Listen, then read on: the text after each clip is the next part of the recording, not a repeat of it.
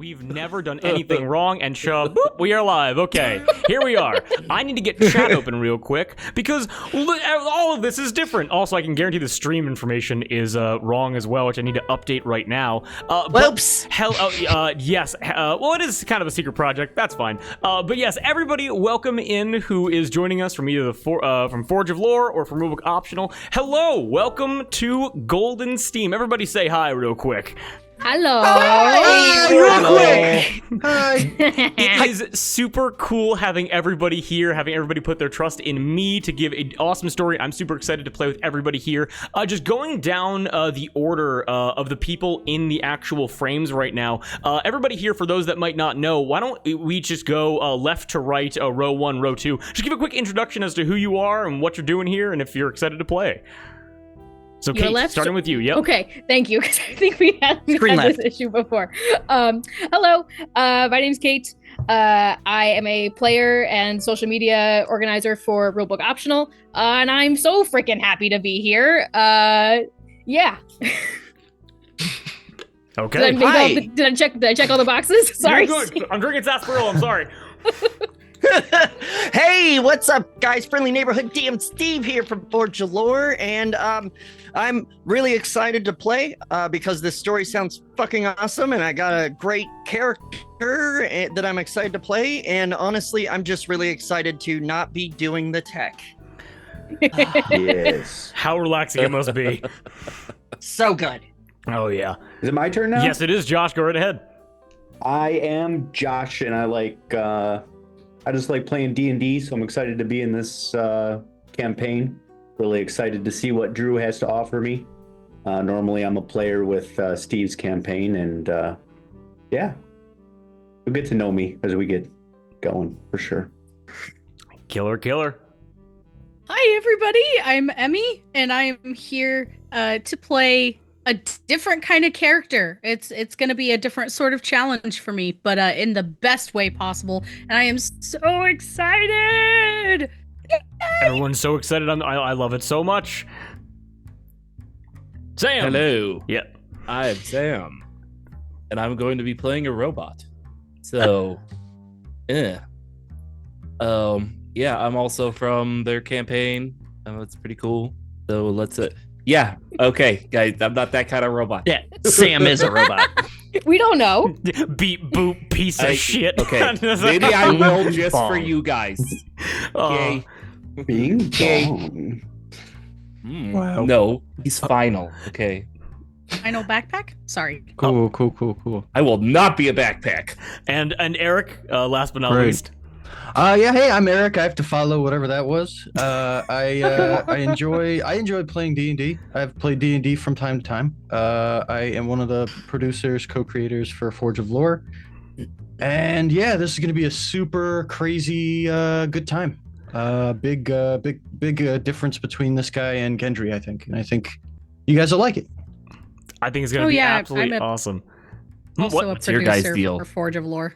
Oh yeah, absolutely. And Yeah, by me the way, too. Go everybody, go check out Forge of Lore, all of their socials, all of their YouTube, their Twitch. Their stuff is great. I've been watching it, trying to slowly get caught up, and it's just so engaging. It's so awesome, guys. Highly recommend it. And very happy that we were able to have basically the entire team come and hang out with us. It's super cool. It's all of us. And I'm very, very excited for this, yes. So usually on Rulebook Optional, we shoot the shit for maybe 15, 20 minutes. But I think, guys, do we want to play some D&D? We want to hop right into it? I want to play some D&D. Okay. Yeah. Yes, and Yarp. yes. Then, for those of you that don't know, on Rulebook Optional, what we like to do before every single game, we like to take a deep and cleansing breath, specifically for the reason so that all of the anxieties of the day, whatever you were working with, whatever real problems you might have, they are blown away from you, so you can inhabit your character and really get focused. So would everybody here please join me for a deep and cleansing breath so we can jump right in? Yeah. Sorry. Yeah. Okay, then everybody please join me. Don't blow directly into your mic. I really like that, Drew. Oh, hell yeah. And then, well, I really like that. I'm very, and everything after the compliment is canon. Thank you so much, Eric. I deeply appreciate that. So let's hop right in. Now, I'm changing the music already. Smoking a cigarette. Because this is such a special occasion and a special game and such a special group of people, we're going to start in a special way. You guys ready to hop in? Yep.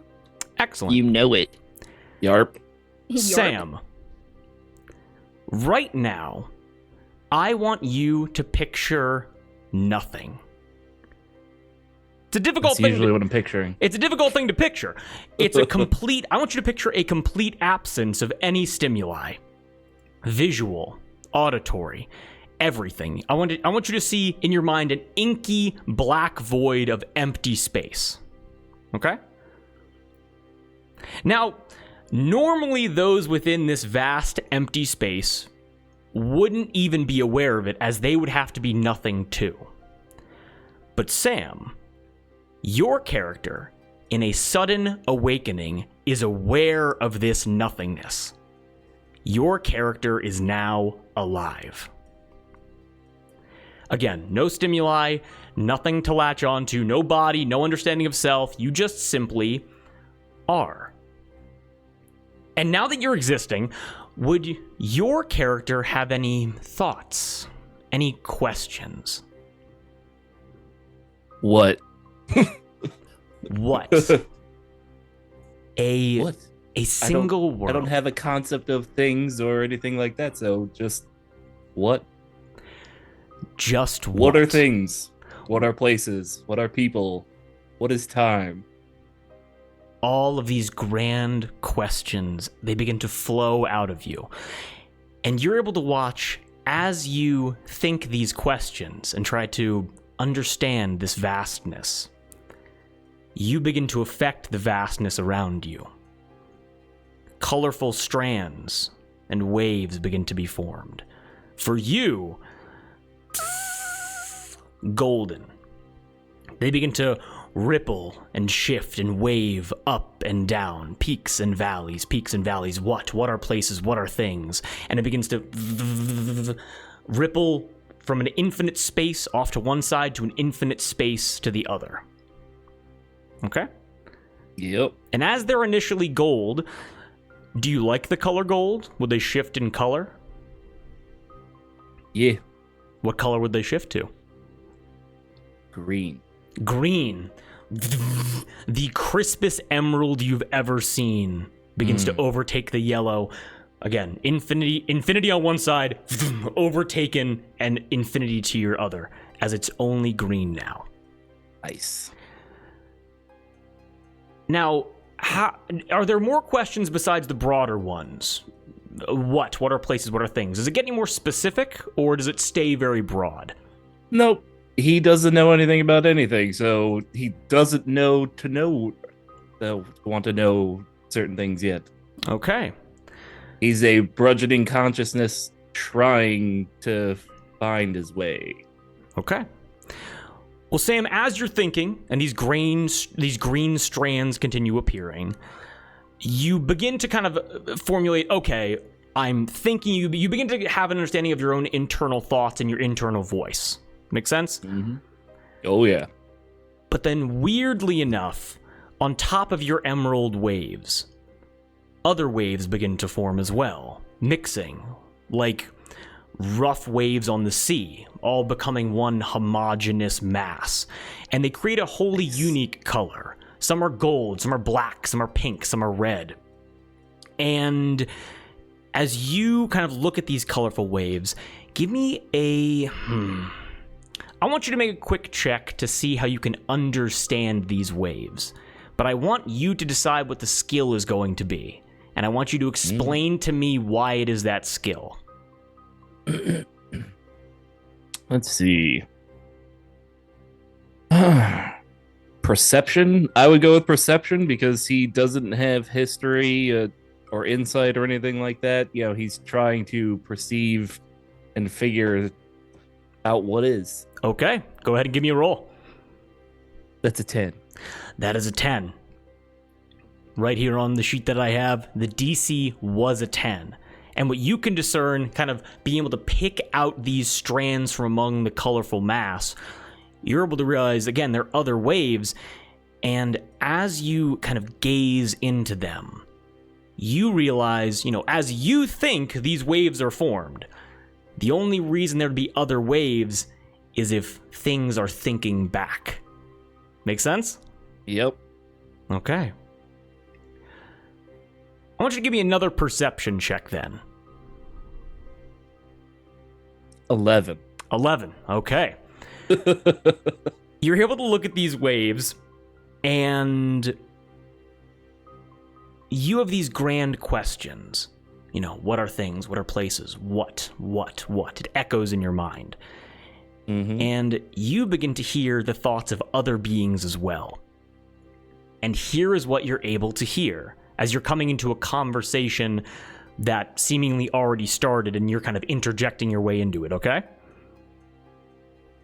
How I would do. Okay. You're able to hear, "Hello again.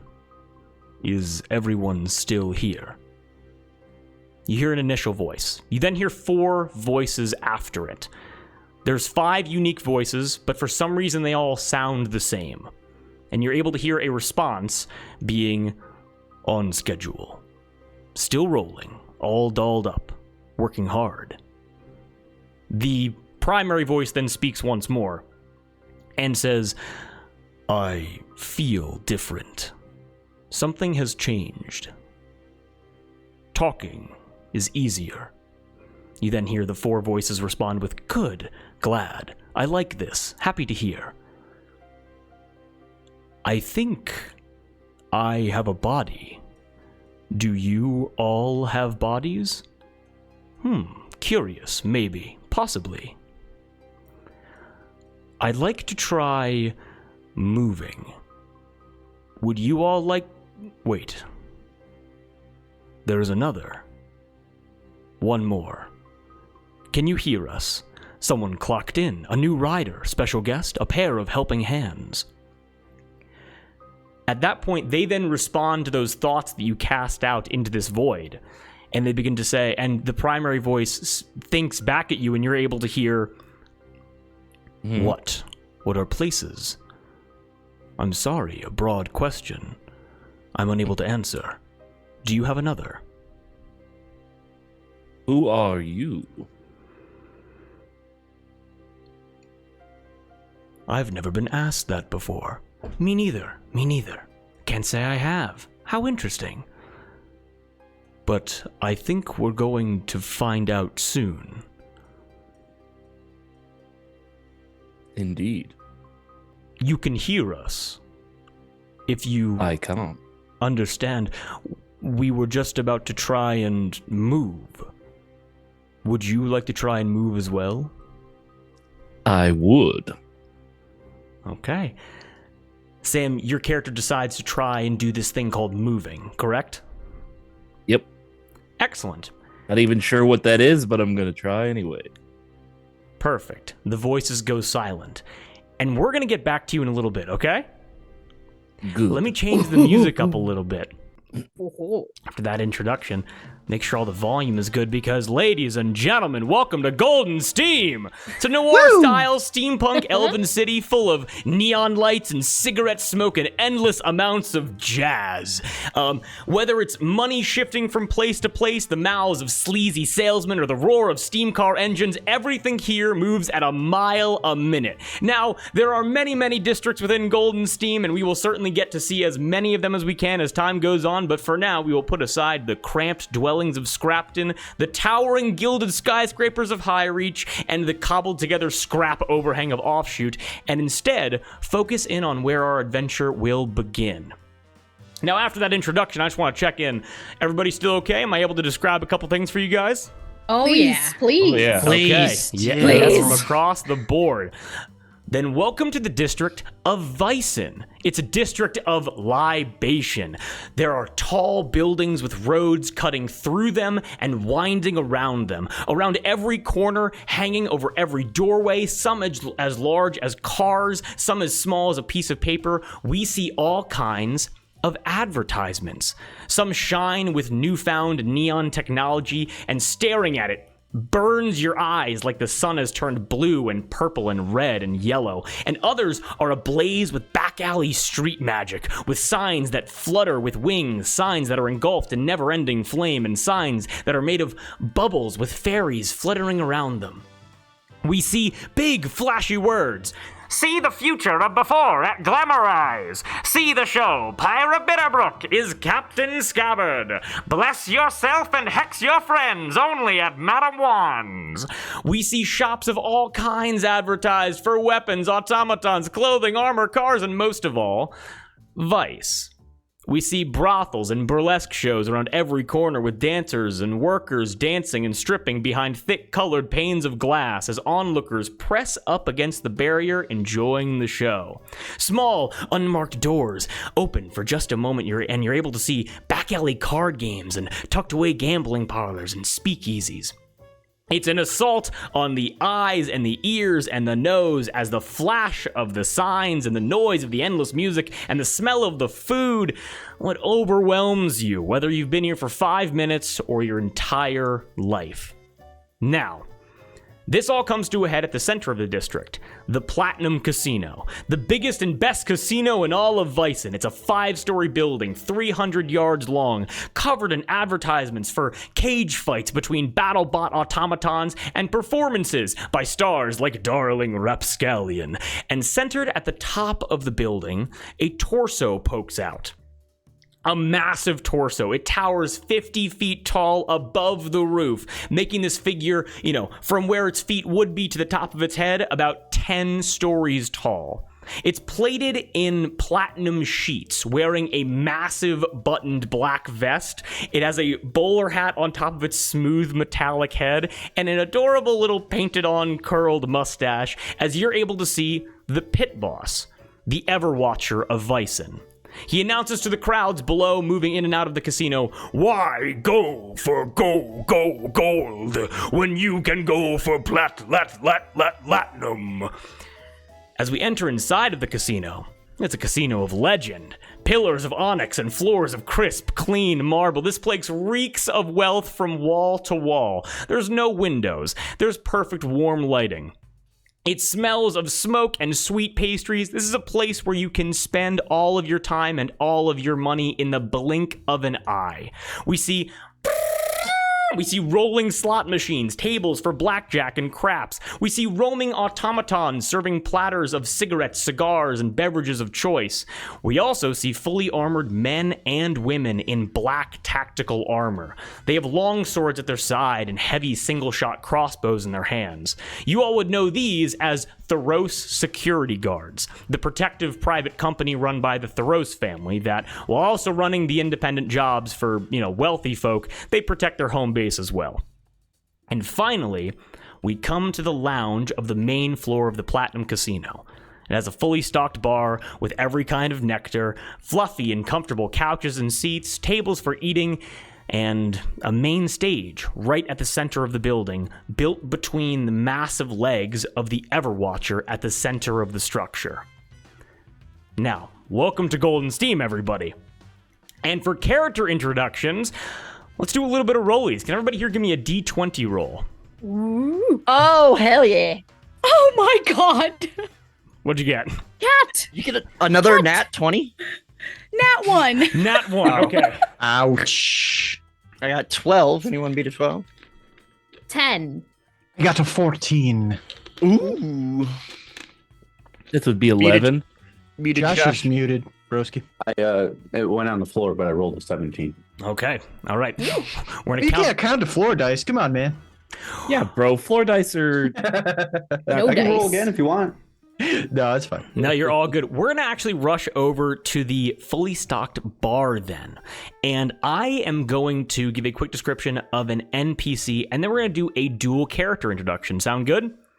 Right on. Okay, Sounds killer. good to me. You're able to see sitting at the bar a drow elf man. He's about shorter in size, only 5'8", 5'9", but he's well built. He has an all-black suit, shirt, tie, shoes, the works, and a black trilby hat sitting next to him at the bar. He has a cigarette in his hand, he has red eyes, and clean white hair shaved down into a tight hairdo. with long pointed ears going past the top of his head. Meandering behind him, you're able to see 2 golems made from literal piles of gold and platinum coins, respectively, that he has named Debt and Interest.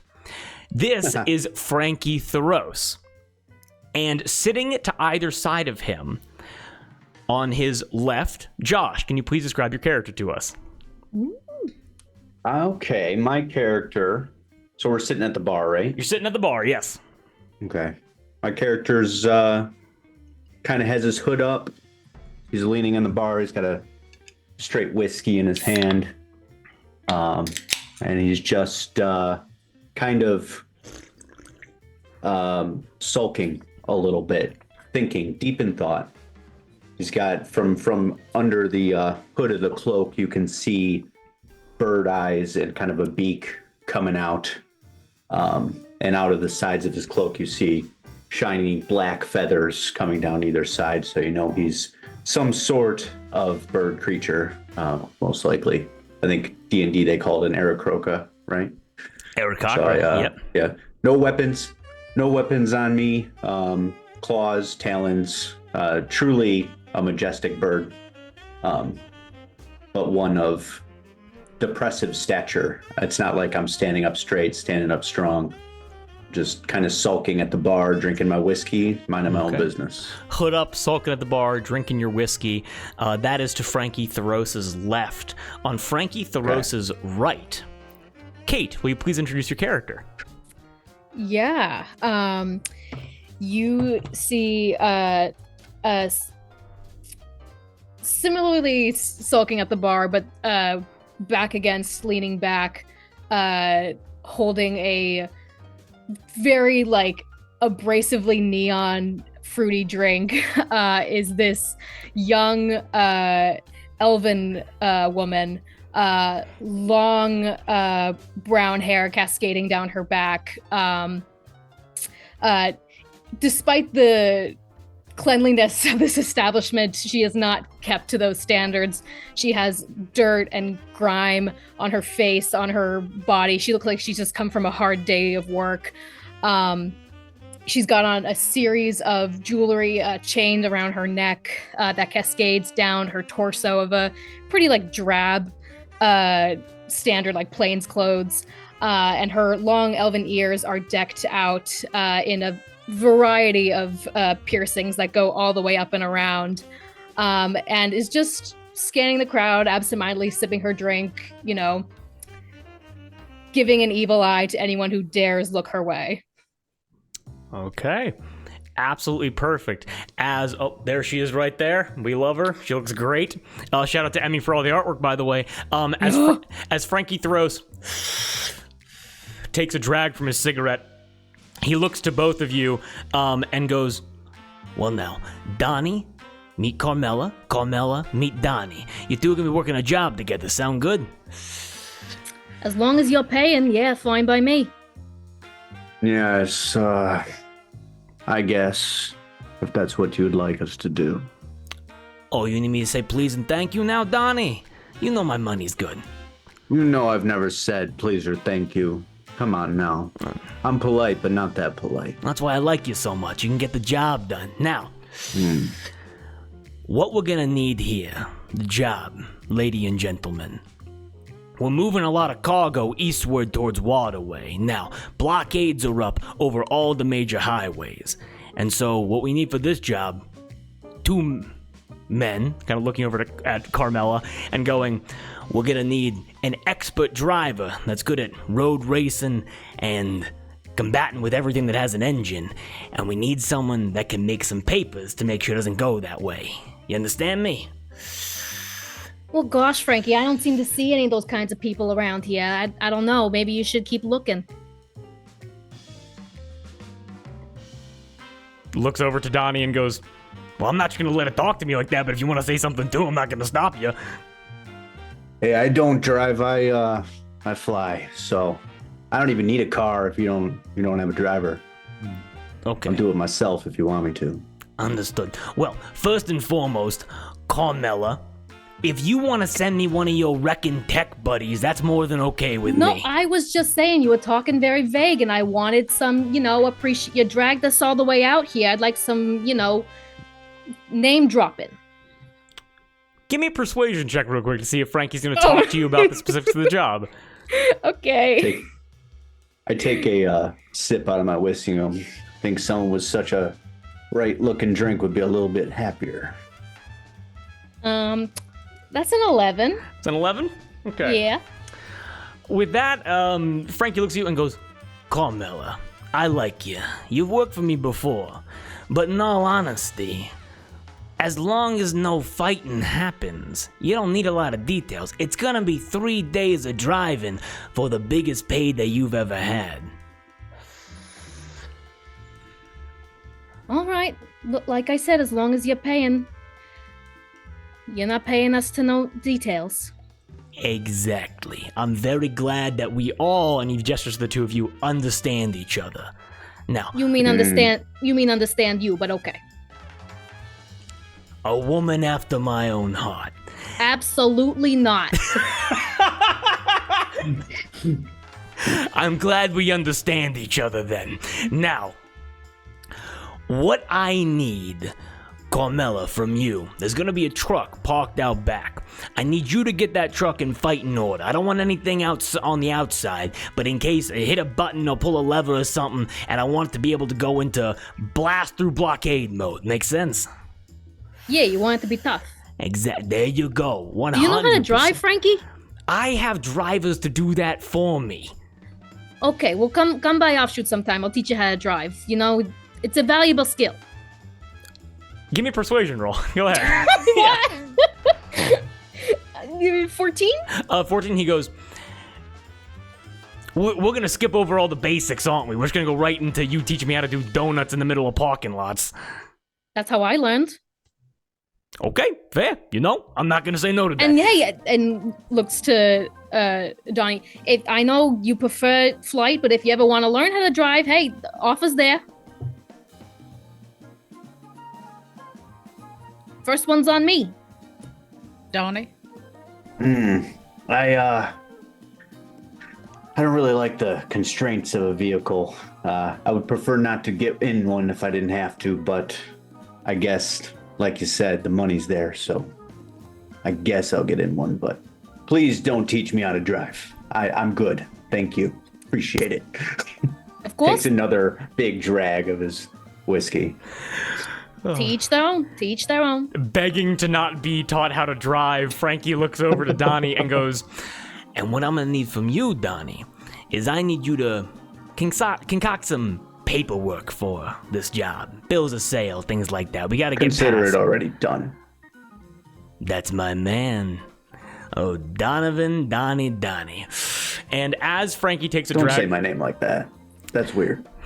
Yeah, that's weird. Don't say it like that. Donnie, please give me an intimidation check with advantage. All right. Ooh. Incredible. That was really loud. Sorry. 14. 14?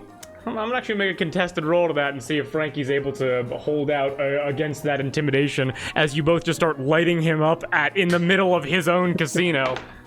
And with a nat 1, Frankie goes, well, if I'm getting raked across the coals in my very own establishment, I want to give you a formal apology, Donnie.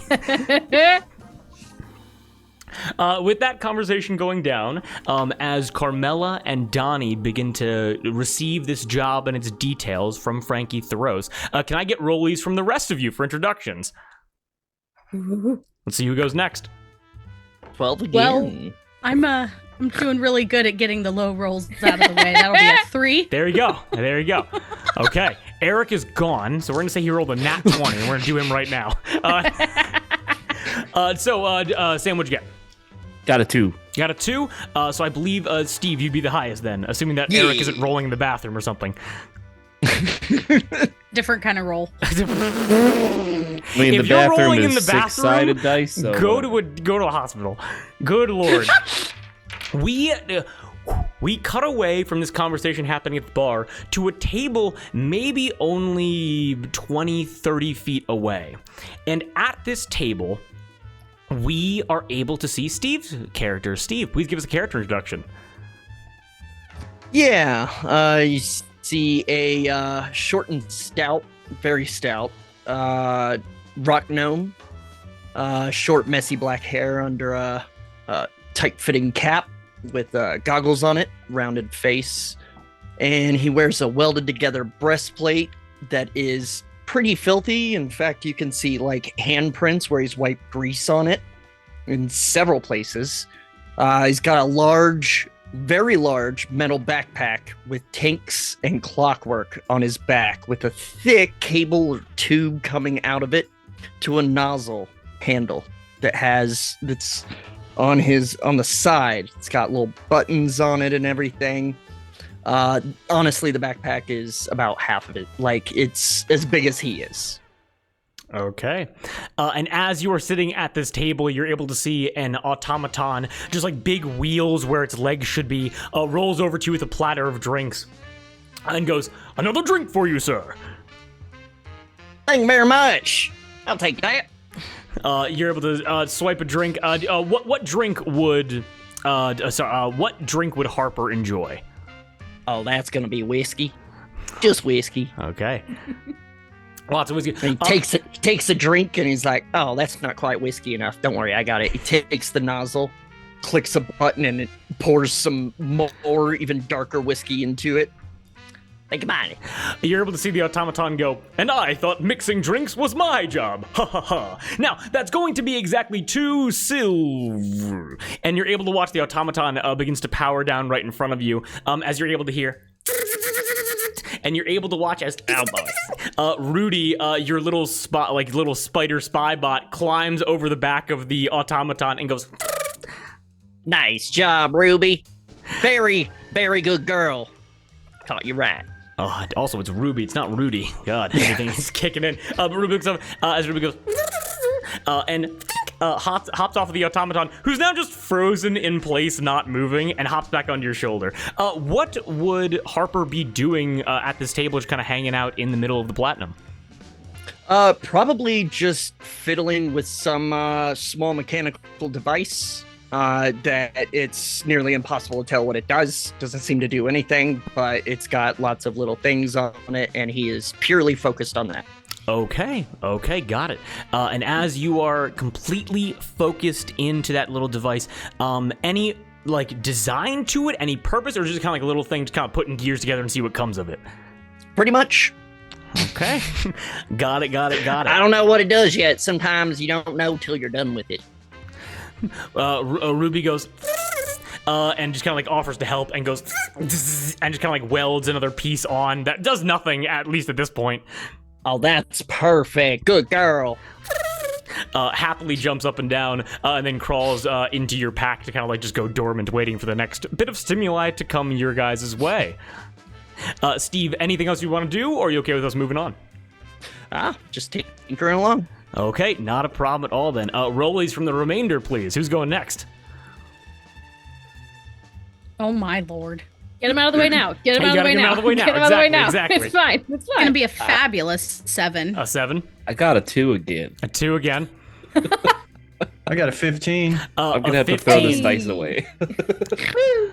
Harper, a table adjacent to yours, as this automaton goes still, is like all this like mechanicist like welding and tinkering and robots malfunctioning. We then cut over to a table with a small figure sitting at it. Eric, would you please describe your character? Yeah. So Conrad is his name. Sporting a fedora, kind of a messy, kind of slicked back, brown hair in the back there, brown eyes. Wears really huge glasses with black rounded frames, suit and tie, pocket watch, which he's kind of just flicking back and forth right now, open and close, open and close, open and close. Handkerchief in the left breast pocket, and the little spell book. You can see a little spell book kind of hanging off of the chair there at his waist, connected by a chain. And he also has these like playing cards, and he's like it looks like he's sort of maybe playing like solitaire or something, just kind of hanging, waiting around as he's flicking and flicking and flicking, and just kind of looking around every once in a while and putting the cards down. Okay. Conrad, in this den of organized crime, as you sit at this table, you're able to notice that you kind of like brought along with you, there are 3 manila envelopes, each. Quick question about how Conrad would keep his files. Would it be the traditional kind of like coffee stain, kind of beat up noir looking files, or would they be crisp, clean, organized? How would they look? Well, Conrad is more substance than style, for sure. So he is all about like his mind is very much thinking about the problem, not what's right in front of him. So it definitely would be just super duper effed up. Everything would be just messed up. In fact, his suit is probably like wrinkled and probably has some tears in it and probably some stains here and there as well. Yeah. Okay, excellent. Looking at these case files in front of you, the labels on them read 87, Thoros Security, and Tekken Rex. If you would like to go into any of those, I have small little things drafted up that I can send over to you. Or if you would like to simply shuffle those away and save them for later, you may also do that. I think I need to keep my eye on this room. I think I'm going to shuffle them away for now. Okay. Yeah, just in case a scuffle breaks out. Okay, absolutely no problem. Keeping your eye out for any kind of trouble. This is D&D. It's a very wise decision as you shuffle the files away and place them away. And you were able to watch the automaton right next to Harper. It goes and kind of like springs back to life and goes, "Customer!" And immediately wheels its way over to you and goes, "Customer, a drink?" And Connie says, well, actually, can I just give me a water? It blinks several times at you, not fully understanding the response, and goes, you know what? Never mind. Just give me a whatever that guy's having. Yep. Thank you. Looks at you and goes, "The flamethrower fuel he added to it may be difficult to come by, but I can certainly get you the whiskey." Okay. And if you see any water on your way, just lay it on me. Of course, customer. We need flamethrower fuel, and just immediately begins wheeling his way off into the back to obtain to you the exact same drink that you ordered. And with that, give me a quick investigation check on this automaton. I should be good at this, right? Probably. Hope so. Oh, that's a nat one. That is a nat one. You just ruined this robot's life. Flamethrower fuel in this economy? Where's he gonna come across this, man? Come on. All right. Oh God. But with that, Eric, enough for you? You wanna keep going? Can we keep moving along? Hey, yeah, no. Okay. I think I've done enough. Okay. Battle Tom's gonna come back in 4 sessions and be like, "You put me through hell, my own apocalypse now." Listen, I didn't even want the drink, okay? I just didn't want you to have a bad time. All right? Oh my God. And for the last 2 people, let's do rollies to see who gets introduced second to last. Emmy, you go. I got a natural 2. Okay. I got a 1. Those are some. Oh, it's gonna be a good game. I'm with my people. You all roll like me. And I'm my very God. happy about it. It's that DM's curse. God. I need new dice. So it was a 2 and a 1, correct? Uh-huh. Okay. Yep. Then, as we are drawn away from like the dust cloud left by this automaton, as Conrad begins shuffling these folders and files back into his bag, we are able to cut not to another table, but to the main stage of the Platinum, known as the Everwatcher's Shadow, in between the legs of the pit boss himself. Emmy, will you please describe your character to us? Yeah, up on the stage you see a young ASMR fellow with lovely purple locks. He's wearing a very, very nice 3-piece suit. Lots of like little clockwork gadgets here and there, a chain that goes across, and a corset that pieces it all together underneath the jacket. He's also, in his hands, got a lovely dulcimer that has a clock on the head where the tuning pegs are. And he is playing his heart out, and he sings, And that's all she wrote. Give me for the incredible pipes on you, Emmy. Please give me a performance check with advantage for Darling's first ever performance roll of the game. One of those was a natural one, but 16 for a 27. I was gonna ask if they were both ones. For a 27, you're advertised on the front of the building. You've been doing this for so long, it comes to you as easy as breathing, darling. It flows from you, and I'm gonna say that everybody here kind of, like, hitting that final note of the song, their ears kind of perk up, and they almost have to look over and see this performance as you just keep strumming along with your music. Give me a quick perception check, given you're on the main stage, to see who you can spot in the crowd. Yeah. Oh, okay. Rolling better now. That's going to be a 17 total. Okay. With a 17 total, and this is one of the cool things about Golden Steam, which I'm super happy to do, taking inspiration from Kids on Brooms, I'm going to let you decide who among the PCs you know and have interacted with before. Because I'm going to say with a 17, nobody hiding, you can spot whoever you would like in this crowd. Yeah, as he's looking out in the crowd and just playing his little dulcimer, he spots Conrad across the way. And he gives him a little wink.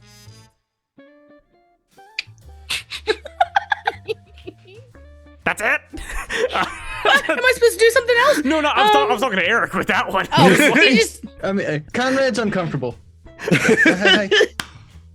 My dulcet tones didn't entice you into being like, what's up? I mean, Conrad was kind of relaxed, so as relaxed as you can be when you're scoping out bad guys, but then, like, you point him out, and he's just, like, put on the spot, and he's like, hi. Not that that's his voice, but, Conrad, give me a quick stealth check as you kind of, like flinch up into your chair. Stealth checks? Those are my favorite. 1 second. Yeah. Oh, man, natural 19! A natural 19? For 21 total. Conrad, with your small stature and having literally no personal belongings, like, on the table, darling, you wink at Conrad, and Conrad, shrinking into his chair, disappears almost completely from your view. He's gone. Exactly, just like that, exactly. There he goes. Here.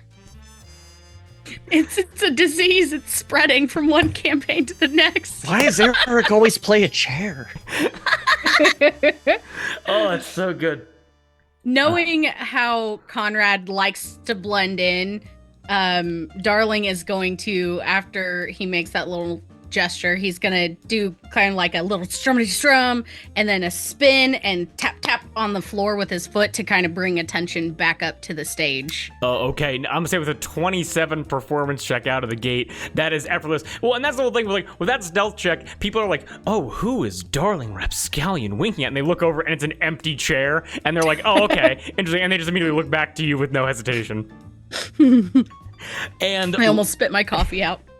And last, welcome to Rulebook Optional, everybody. We do bits. Okay, so last but certainly not least, Sam, would you please give us a little description of what your character looks like, acknowledging the fact that sitting right next to Harper in a wheelbarrow, his arms and his legs and his head dangling out of it in complete unconsciousness, we see a inactive Warforged form. Sam, what does this Warforged form look like? Mostly like steel and gold and bronze plating, because he's got, full plate armor.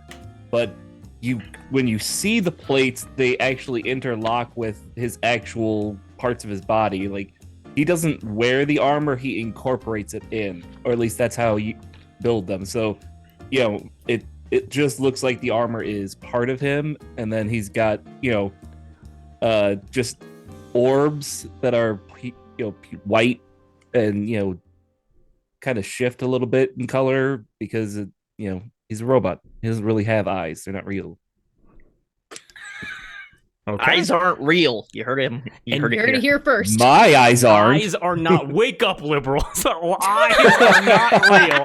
Something the lamestream media won't tell you. Lamestream. The robot's eyes. I don't know what these little gooey balls are, but I do not trust them. Also, that's what he looks like right there. They're made out of like some kind of very smooth stone, I imagine.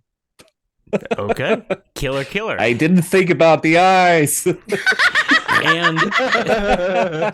I thought about all this other stuff. Thought you were prepared for this. Damn it, Sam. Damn it. And I feel like it's very appropriate with all of the low rolls. Sometimes things just work out well narratively as we loop back around over to Sam, your character, who at this point is nameless besides the plate that's directly underneath you. And as everybody's kind of existing in this bar with Donnie and Carmela talking to Frankie, with Harper and with Conrad chilling at their table, just kind of scoping out the environment, with Darling performing up front, something happens. I'm going to change the music real quick. Make sure that everything is done properly. Oh. Now. Darling, why don't you give me a perception check real quick? 13. 13? Excellent. Harper, please give me a perception check. That's gonna be 16. 16? Excellent. I'm just going to write that down real quick.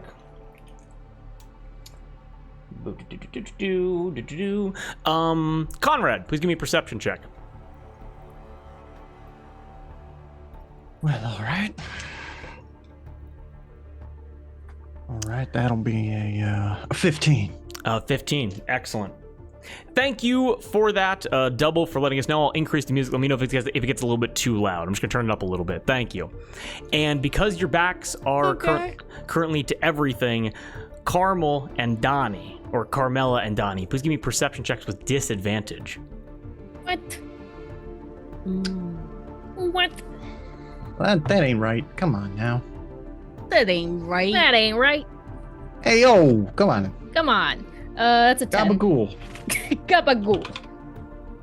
That's a 10. Josh, you're muted. We can't hear you. Son of a bitch. So I rolled a 13 and a 20, so it'll be a 16. With a 16. Okay. Goob. All right. Harper, Conrad, and Donnie, you all beat a DC of 15. I'm going to describe this to you individually, tailoring it to kind of what your characters would be most in tune with. Yes, Donnie. Am I seeing it like through the mirror since I'm staring at a barb, or how am I seeing what's about to happen? Oh, I was about to jump right into that if you want me to describe it for you. No problem. Donnie, as you described earlier in Aarakocra can trace their lineage back to many, many different species of birds. And the one thing that birds almost have a sense of is danger. It's almost like when you see in the forest birds begin to fly, either a storm is coming or something ominous approaches. And just like that, you can feel the feathers like on the back of your neck and on your wings just almost instinctively stand up. And you know to quickly turn around and look to the Everwatcher's shadow, to where Darling is standing. Conrad, you get a momentary flash in your glasses, almost like the light is striking it differently, and an image like from a still movie appears that's overlaid with the world that you're currently seeing. Imagine like kind of how you're putting together the pieces in like a Batman Arkham game, and like you can see kind of like what's happening, like a reconstruction basically.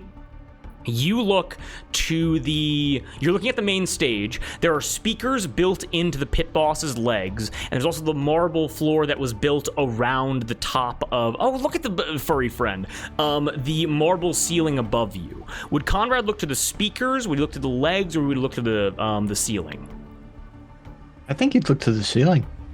You look to the ceiling, and like a flash in front of you, you're able to see an image of cracking marble and of shards falling, frozen in time, like a momentary glimpse into the future before the image disappears.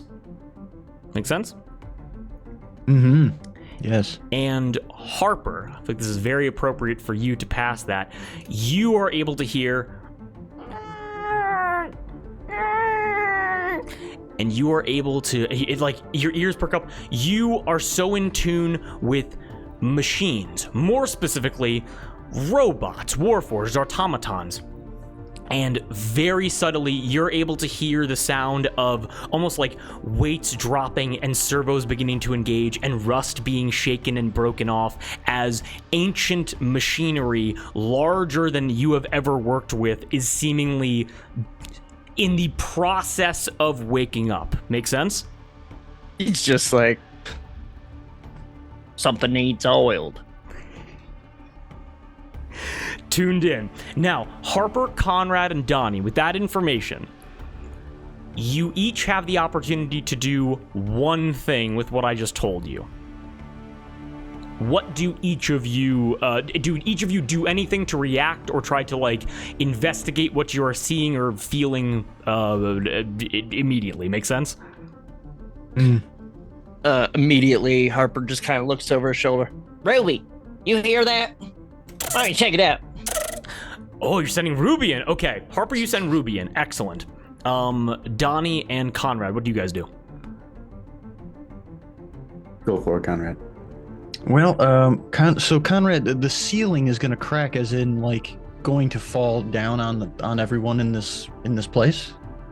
All right, well then. You get give me a quick Arcana check to see if you can hang on to the image for just a little bit longer to like try to see a little bit more of it. Make sense? Yeah.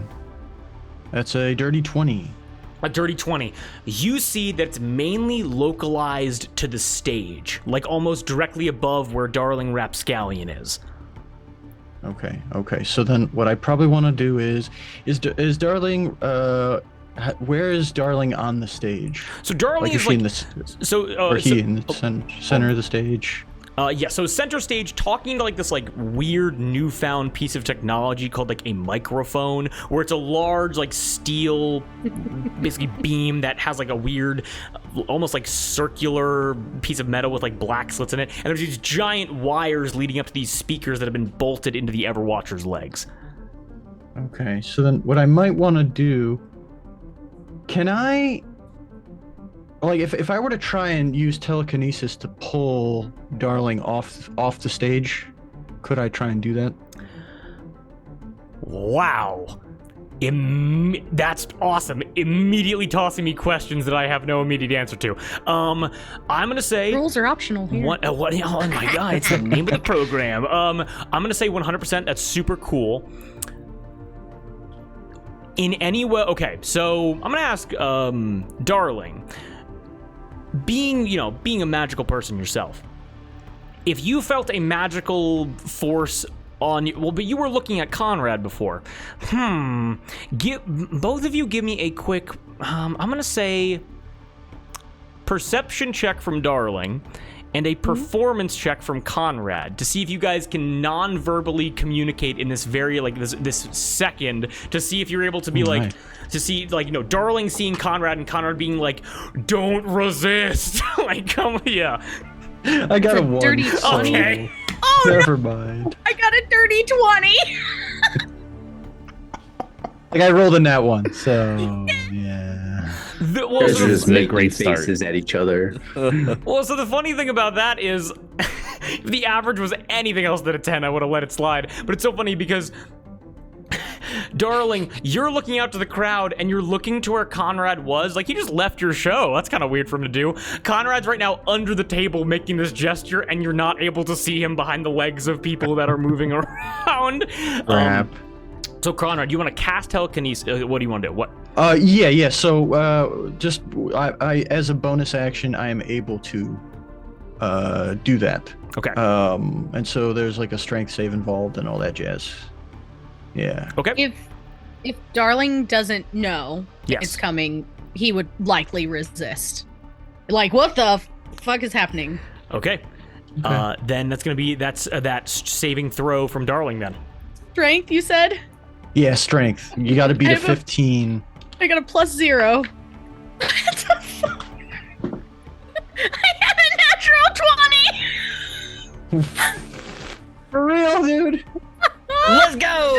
tell the story. Let the ceiling fall on you. I don't even care. This is amazing. I am not happy about it. Fine. I don't even care. Whatever. You care.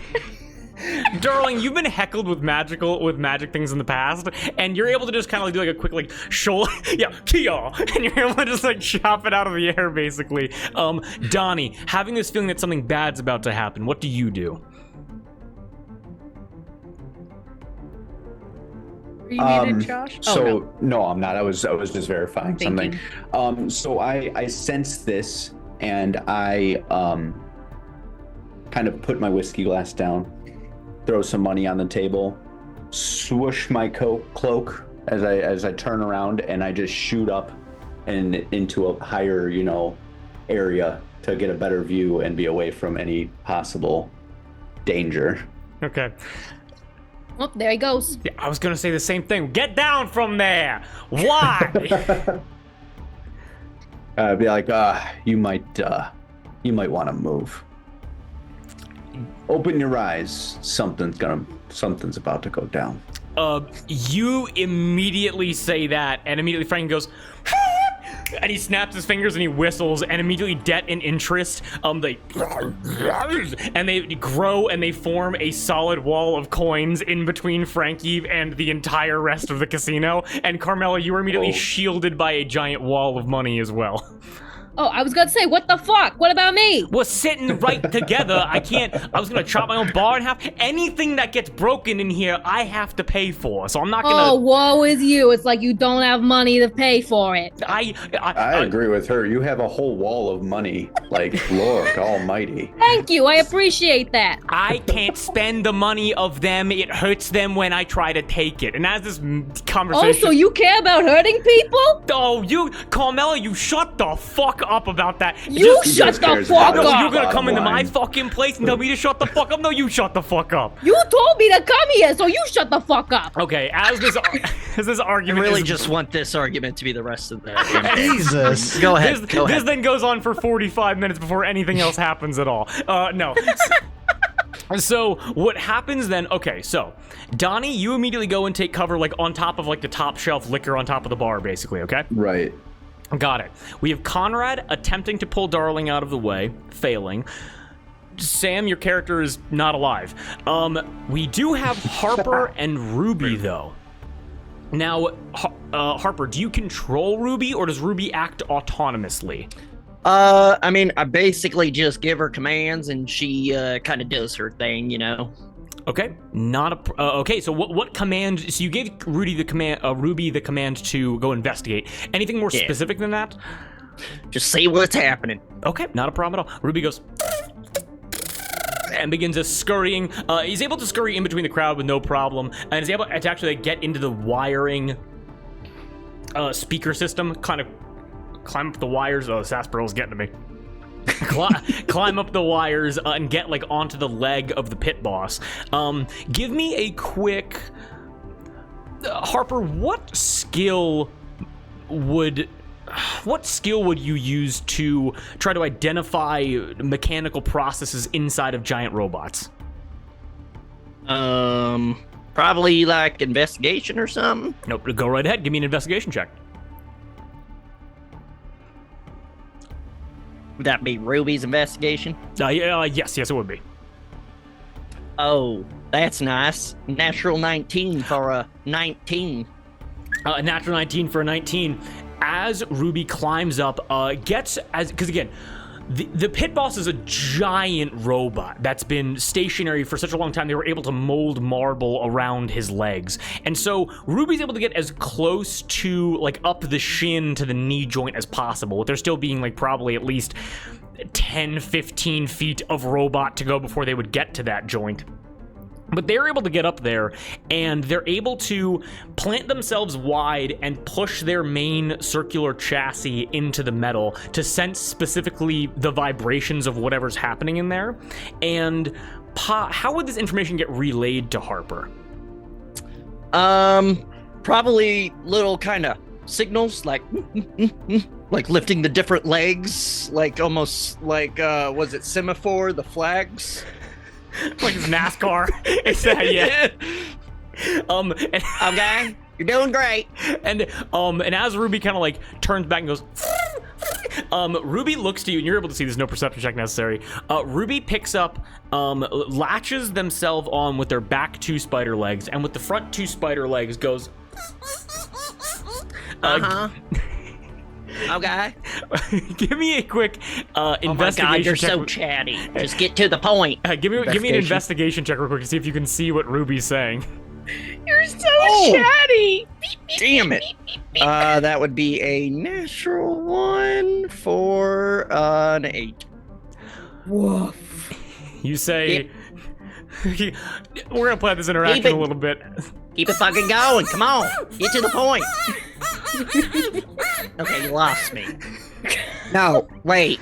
Okay, start over. Oh, God. Now, well, man, come on. Now this goes on for 45 minutes. With Ruby She said what?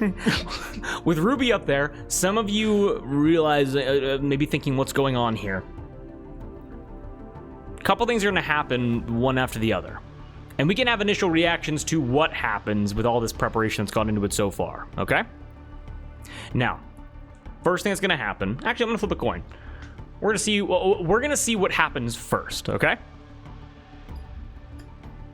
Oh boy. Ooh. Okay. Darling. Oh no. You're up and performing on the stage.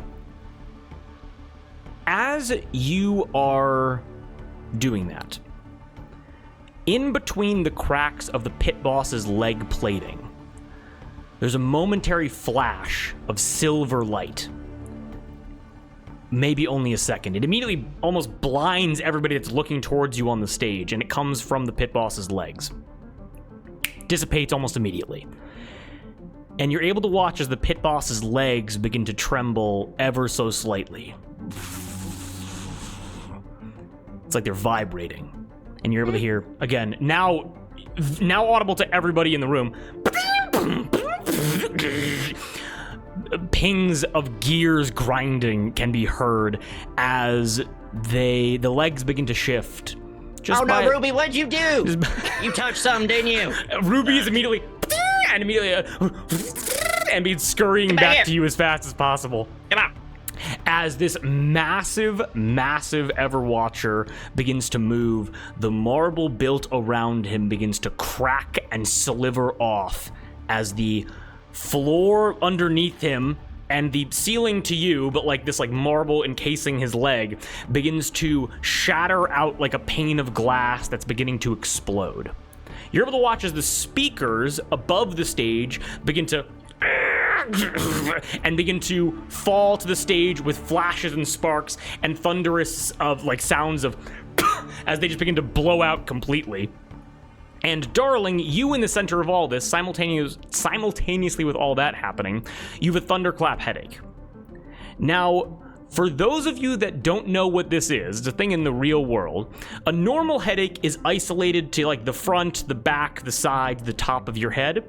A thunderclap headache is when every inch of your brain is immediately faced with the worst pain you could imagine. Now, darling, as this happens, as it strikes your entire mind, I need a Constitution saving throw to see if you can remain standing. Yes. Well, the player's familiar with this very much. Okay. 13. 13. Okay. Donnie, what were you waiting to say? Can I see this from my perspective, I'm guessing, from the bar? Yes, you do. I see this. I see her struggling. Can I get there in time to grab her away from the stage? Okay. We're going to get to that. Prevent her from... That's a great idea. Put that in your pocket. We're going to get back to that in 1 second. Sound good? Right on. Yeah, Okay. of course. Darling, with a 13, sadly, as this sensation comes over your mind, you immediately, I'm gonna say you grab onto the mic and like the distorted sounds of all this popping, exploding, you like slide down and have to go to one knee as this force overtakes your brain.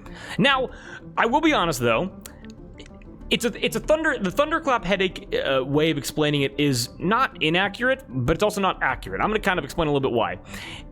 It's not bad. Like, it doesn't feel great to you, but it doesn't feel like pain. You've had headaches before, and this feels a little bit different. it's almost like you're thinking stronger. Like if you've ever been so engrossed in like a creative project that your head begins to hurt, but it doesn't slow you down, it's just that intense focus.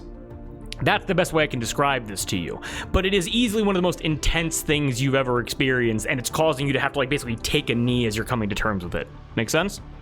Yeah. Okay. So am I completely incapacitated in that moment? For this moment, you would be incapacitated, yes. Okay. However, as you get that thunderclap headache, as this strikes across your mind, Sam, your character's eyes begin to glow. And they open. Nice. And you're able to see the world around you. You're able to see the platinum, the people, the marble. Oh God, the marble, the floor, cracking, splintering, speakers falling, the noise of screaming. You've come into the world and this is chaos. And as you lift your head up and the first thing you see is the wall of money with hiding Frankie and Carmela. You see Donnie perched on top of the bar. You're able to see Harper right next to you. You're able to see Conrad like hiding under a table, and you see Darling sliding down this microphone with all this like debris beginning to fall. What would you do? How far away is Darling? I'm gonna say 20, 25 feet. I would rush over and then hold the shield up and try to move him out. Okay, excellent. Harper, this is wild to you because this bot that was inactive, that you had no idea why it was inactive, it immediately springs up. You're able to watch as from its... you say a shield. Where does the shield come from? I would assume that it was attached to the arm. Like, he's got the sword, like all of the armor is incorporated into his body, which is why you can't you can't remove it from him while he's alive or awake, because it's incorporated into his person. Okay, got it. So would it be fair to say that as you look up and you see a person in danger and you immediately spring up out of this wheelbarrow, out of this like little cart thing, and from your forearm, a circle of iron basically emerges out as a shield pops out of your arm? Oh, what the hell? Throws his glass. And Did I do his that? first instinct is there's stuff falling over there and a person underneath that falling stuff. Save person. You move so fast, it's like a blur. And Donnie, you want to rush in and get Darling out, correct? Yes, I was going to. If Okay. it's happening at the same time, though, we might collide. I guess we'll see what happens. No, and also I'll allow this. So what's your movement normally? I have a fly speed of 60 feet. 60 feet. Okay. Wow. So let's say it'd be 25, 30 for you to get to the stage, and then it would be so grabbing Darling, who's incapacitated. It would then be having your movement to then move them, which would get them out of the way of the debris. Make sense? Right. Okay. Okay. So Sam, can I get if I can call you this, Final? Can I Yes. get an athletics check with advantage, given can. Darling is like on the floor, and it will be kind of easy to like kind of get over top of them. That would be a dirty 20. It's a dirty 20. Couple things happen in conjunction here. Final, you have no clothes on, you're completely a Warforged, there is no hiding the fact that you're a robot that just came to life, and the first thing you do is you move like a blur.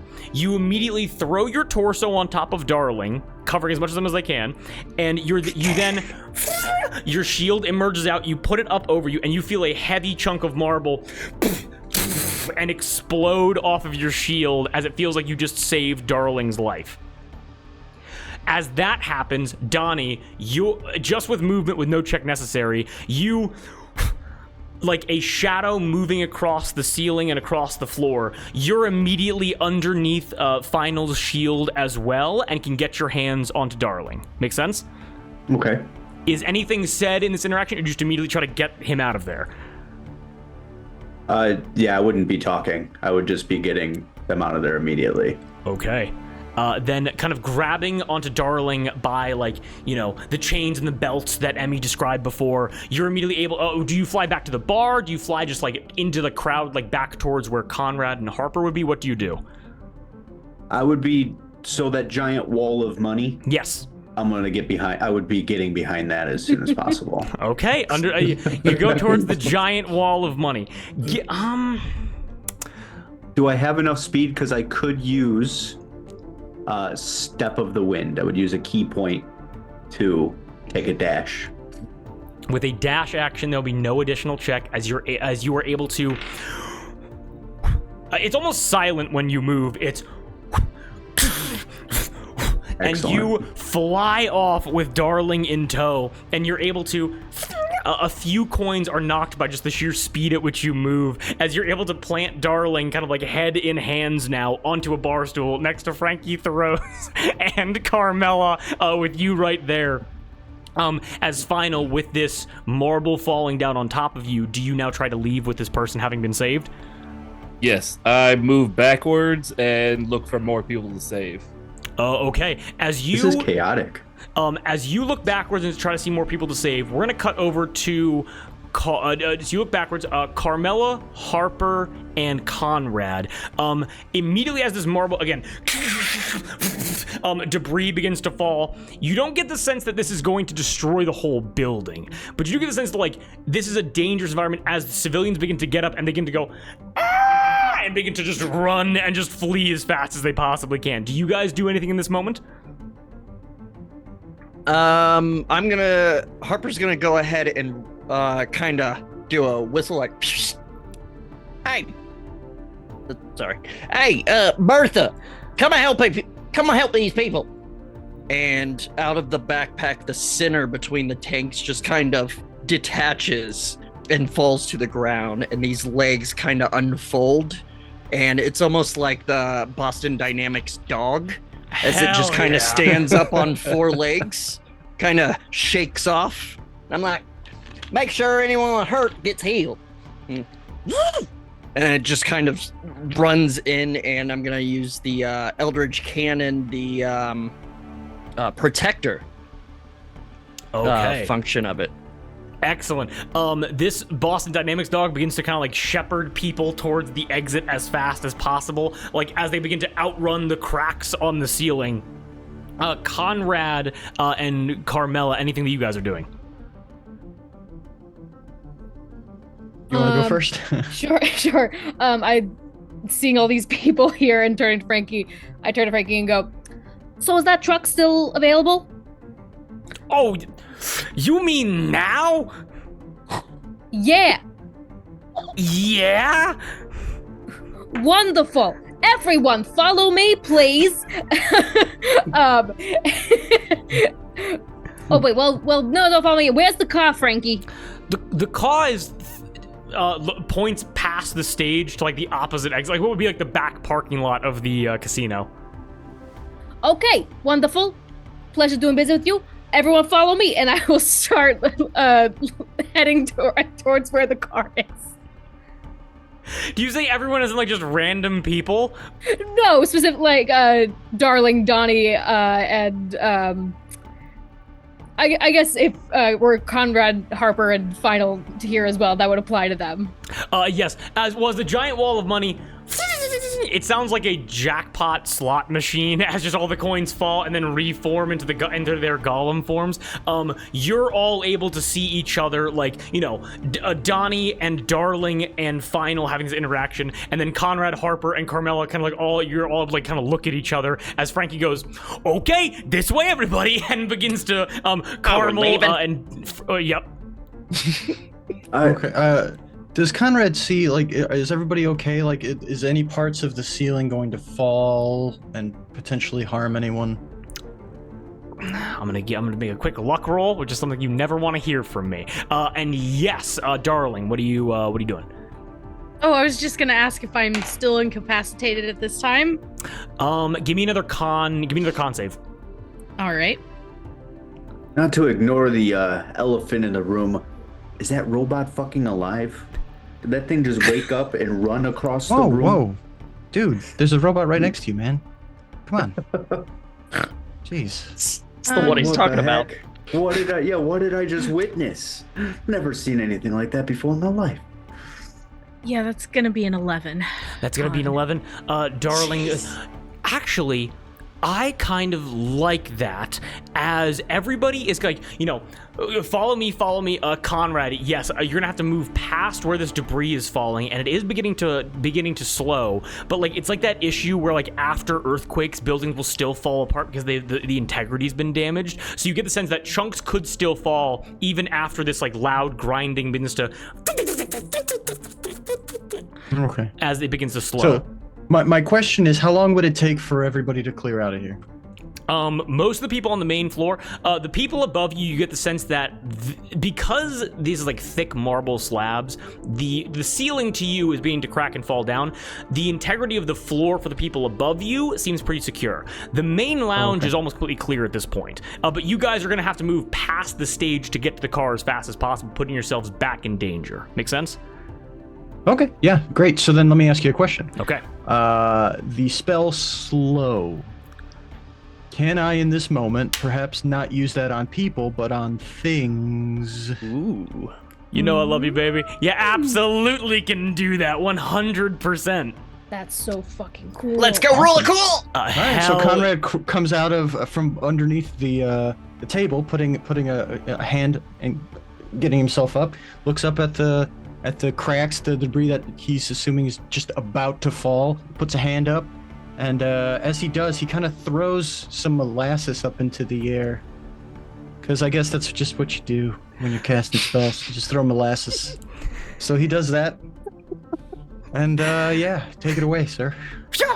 You just chuck some molasses up towards the air, and you're able to watch as it slams into. So you guys are gonna run past the stage, run out the back of the casino, as it and just splats all over the ceiling. You're able to watch as it kind of like begins to expand and lose density as a chunk and begins slowly falling towards the ground. It's gonna collide with all of its usual mass and with the force that it has, but you guys have more than enough time to run underneath this giant chunk, and as you're doing so, the last check before we take a little bit of a break, darling, please give me an Arcana check with advantage because you're staying within this incredible sensation.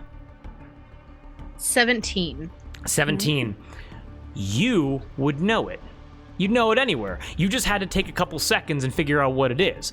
It's part of what makes up your existence. You're being hit right now with a blast of pure celestial energy.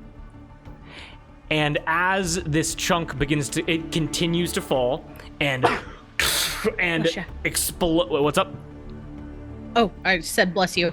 Oh, okay. Thank you. Not Sorry, a I problem at all. sneezed. And as the marble How dare explodes on the floor, you guys are already rushing towards the back of the casino. And as the grinding of the gears begins to stop, you guys are able to get outside into the main district of Vyson and breathe easily, having one more companion than who you entered with. And we're gonna take a very quick break. Sound good? Oh Everyone my having a good God. time so far?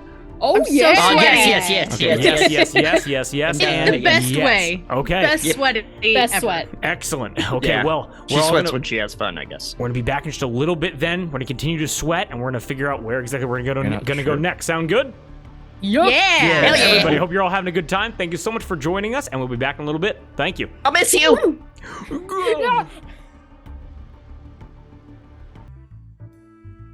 And we are back. Hello, everybody. Hello. Miss you all. As you all run out of the back of the Platinum, you're able to see that the rear of the building is nowhere near as decadent as the main entrance is. The rear of it is mainly just like a maintenance section. You're able to see different exhaust pipes for the many amount, just for the smoke and the, I was gonna say grust for some reason, but the steam from all the technology that's currently operating within the actual building itself. And back here you see different like service area, access areas. You're able to see like dumbwaiter systems that can lead up to like different floors for food deliveries or room service, things of that sort, laundry chutes. And you guys are able to pop out into this exterior lot for all the steam cars, and you're able to see this massive truck that Frankie Thoros had stored here before. As you all emerge out into this lot, as Darling, your headache stops, and you are all able to just kind of take a moment as the gears and servos inside begin to wind down. So as the headache goes away, still I imagine kind of leaning on Donnie, Darling's gonna look over and up and be like, well, ain't you just a tall feathered boa? My hero.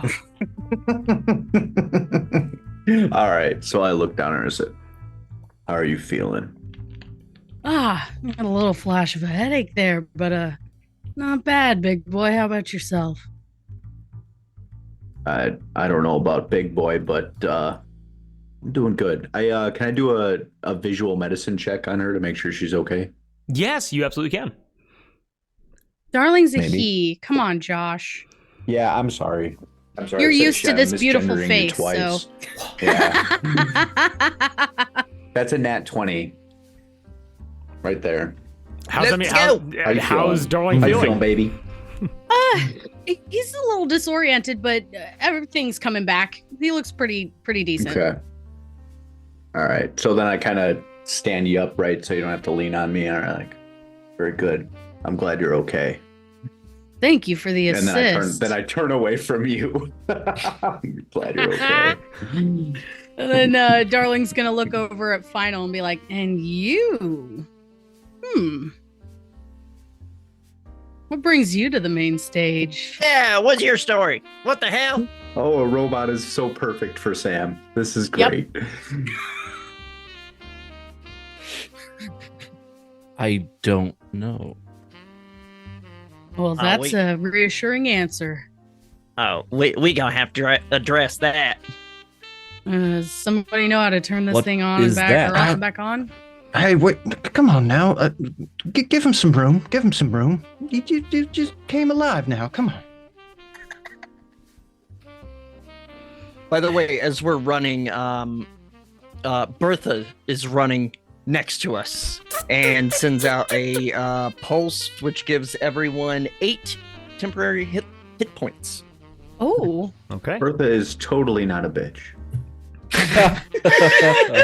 That's a Bertha, joke from not our Hertha. campaign. Sorry, Drew. You're in a world that's in mine. It's okay. Oh my god, if we can It's spread the all right. rumor that Hertha's a bitch to this world. Sorry, go on. Oh, please, pretty please. All of a sudden, Final knows something. That dog was a bitch. Thing. Hertha's a bitch. It's what he's born to believe. As we're running, Harper, as Carmela sees Bertha, she looks at you and goes, "Is your dog friendly?" That one's not so friendly. I mean, right now she playing nice, but this one's Ruby. She very friendly, and Yeah. kind of takes the spider on his hand and like puts it like Ruby on your shoulder. Oh, hello. Aren't you a cutie? Can I make a little? Did you make this yourself? Oh yeah, I make all sorts of things. The Ruby here's my favorite though. She a special girl. She knows it, don't you, Ruby? I make things too. And Oh really? She whistles in the same way you did, and goes, "Here, boy, here, boy!" And a mechanical dog comes bounding along the way. In basically, a mechanical pit bull comes bounding along and like presses on the brakes right next to Carmela, mechanical tail wagging, and she goes, "This is off. I made him myself. He's a very good boy. He's very friendly." Oh, very good boy. I'll give him a little pat. Oh, who's good boy? Who's good boy? Yes, you is. Yes, you is. And he spends the next 5 minutes just Donnie takes a couple steps away from that situation. Just like, I don't know about that. Well, all right then.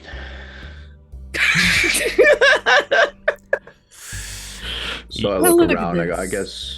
I guess introductions are in order. Yes. Oh, yeah. And yes. I'm Carmela. You can all call me Carmela. This is Off. Sorry, it's nice to meet someone who also creates things. So to have a little moment there. Lovely to meet you all, I hope. We shall see. It's lovely to meet you. You're a Yeah. wonderful performer. I'm sorry, I just had to say that. You really, they don't get many great performers in there, but that was something special. I know, thanks. Good, I'm glad you know. Yeah, that last note you hit, it was like, I think, it was real good. Oh yeah, when that headache hit, the singing just really burst out of me. Yeah. I couldn't even tell. That's how good you were. I couldn't even tell. It's inspiring, really. At this point, Bertha is sniffing Off's butt. But she doesn't have a head. It's just the front is kind of... The front!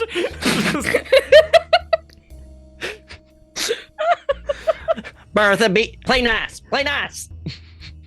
Oh, that's all right. That's okay. He loves making friends. So, we gonna talk about what the hell just happened in there? Or are we Yeah, just gonna actually, pretend? Conrad says, it's funny, as nice as this is, and he turns around and kind of looks up, like, what the hell's going on?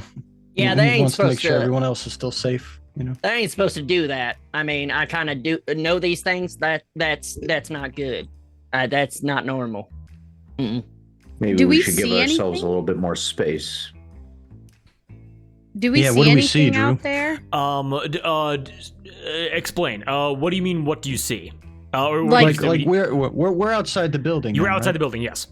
Okay, So so do it we? was- It is. How big Sorry. is this thing? Is it like bigger than the building? Or do we see anything from where we're at? Yes. Any more building pieces falling or people running away? Nope. So no obvious outer structural damage. You are able to look up and see like just a little bit of like the pit boss's like bowler hat and vest, but like the angle that you're at, it's kind of difficult to see him right now. But the vibe that you get is, and I'll say, give me a quick investigation check. A quick investigation check. All of you can to see like what just happened, basically. And I will actually say, final, give it to me with advantage. It's a 10. Also a 10. 10. Twinsies. 15. 15. 23. 15, 23. Got it. I got a 25. 25. Okay. A 4. A 4. Excellent. Well, Donnie, I feel like you're just fully in it for yourself with the idea of like, I made it out. Well, who cares what happened? I'm more concerned about this robot that has come to life, really. Okay. Now, Like, I'm just looking at it. Now, Darling and Carmela, you would both be able to understand that something just happened with the pit boss that caused all of that to happen. That much was evident by like the gears popping and everything like that. Now, to Conrad and to Harper, you would both either through like just context clues, like through your visions, Conrad, or Harper, your like in-depth understanding of like mechanical automatons and robots, you'd be able to understand like, oh, something in the Everwatcher just activated. And like that was all caused by a slight rocking of his legs, like trying to see if he can move his legs a little bit. And very appropriately, final, you remember the conversation that you jumped in on. I would like to try moving. Do you want to try moving as well? Oh, shit. Yep. I answered with yes, I want to. Nice. Something Okay, so else that tells wanted to me move. maybe more than one of these things is Yeah. up and about. Cool. Well, Are you trying gonna share to that with move. the class final? I don't know that I need to share that. Oh Well, my that's cool. god. Conrad's just having This a good is time. perfect. What? So Conrad says, well, I'm sure glad we're all safe. Well, anyway, if you don't know me by now, my name's Darling Rapscallion. Pleasure to meet you all, and I know you, Harper. I've seen you around the casino quite a bit, and Conrad, of course. But I don't know you, my feathered friend, or Mr. Robot. I'm here often to do business. It's nice to meet you here. Oh, sorry. You don't. Oh, I get it. That was a very funny joke. That was a very funny joke. Thank you. Wait, You don't see me here. I make sure to keep a low profile. I'm a keep to the shadows kind of guy. I like it. Anyway, Robot. Oh, now I get it. I only know I am final. Yeah. Your final what? What's your whole deal? What is this? What are you? What is? This is okay. I'm sorry. I have so many questions. Please go on. I'm gonna have to stop you guys. You guys are asking way too many questions. Just like maybe one at a time, or maybe none at all. Final. Do you feel like answering these questions? You don't have to if you don't want to. What is the question? All right. I'm done. I'm tapped out. Hello, I'm question done. mark? Somebody else wants to. I am final. I was the last. Oh, the last. Oh, everybody here give me what a To be cool made. fucking thing to say, Sam. Everyone here give me a history check. Ooh. And Harper, you do not need to roll that because you would just know this. 16. 16? 18. 18. I got a 21. 21? Myself. Well, you think you're better than me? 8. 8. Yes. Carmela, you don't really have your ear pressed to political issues, now do you? No, I work too hard to focus on shit like that. Exactly. She's too busy doing apolitical. donuts. Exactly. Now, Darling, Donnie, and Conrad, you all know that several months ago, the foreign... Okay, so I'm going to have to summarize basically an entire other D&D campaign in the next 30 seconds, so I'm going to skip over a lot. Yeah, let's go. But what I am going to say is after a failed coup within the elven government relating to the 80s... Why is my hand raised? What's up with that? Did I move? Did anything move? Oh, yeah. Bye, darling. Oh, I'm okay. everyone. Why is my hand... Yeah, Darling is final. everyone. There it is. There you go. There you go. I'll cut that out. It's Yeah, fine. Darling is final. Yeah, Okay. Darling is final. I'm putting my foot down. Oh, my final four. That's what Emmy said when I'm choosing this character. Darling is final. So, what you guys are able to understand is that several months ago, after a failed coup within the elven government, during all of the chaos, foreign governments came in to help maintain control. Some allied with Goldensteam, others for their own personal gain. There was this foreign government by the name of Frisian, who is one of the only mithril-producing countries in the rest of the world. Yada yada yada. They are one of the only other countries that can produce Warforged. Now, interesting enough with all of that, skipping over a lot of details there, the Frisian government actually came in, and the United Government of Frisian shut down all Warforged production within Goldensteam. Now, the exact specific reason, you guys aren't exactly sure. Harper, you'd be intimately aware with why, but we can get to that a little bit later. But Harper, you don't understand where you got Final. You understand, you would know this, Final was the last Warforged produced in Goldensteam. He is the last one that will ever be produced within Goldensteam. Yeah, no, that makes sense. You're the last one that they made, of course. But him activating, that's weird, right? Yes, that is very strange. Give me a quick investigation or arcana check if you want to learn a bit more, or if you want to ask me a question, you definitely can. Oh no, yeah, no, let's see. 17 either. 17. Harper, how familiar are you with the construction of Warforges? I mean, very, I'd imagine, yeah. I Okay. probably worked on the line. So working in the line, it's not like you have intricate technical document knowledge. Like you never saw like the classified R&D docs that would like tell you like the actual specific calculation schematics of like how to make Warforged. The problem with Final was always the central battery within him, where for some reason you could not get energy in there that would stay in there. You couldn't, because Warforged essentially run forever and don't age, and you couldn't get that energy to activate, to power everything else. And seemingly that problem has been resolved on its own. Okay, so he'll kind of give him an inspecting look and be like, so you can see me and stuff, right? You can see this. How many fingers am I holding up? Muted. You're muted. He's speechless. He's speechless. Hold on. It fluctuates. Okay. Good. You feeling energized? Like what you feel like? Feel good? I feel like stasis. I am what I am. I guess. Wow. Really got existential there. But anyway, so here's the problem. Now, can I check to see, like, would it be opening him up or something to see that it's, like, actually, like, booted and powered? The intrusive. Now, it's going to be difficult because you have a lot of tools on you right now. Just give me a flat luck check and beat a 13 to see if you have the tools you would need to crack into his chassis. Gross. Two. But I do have a multi-tool. Oh, you do have a multi-tool. Well, then I'm saying go ahead and roll again. Yeah. Nice. Voice. A 3. What the fuck?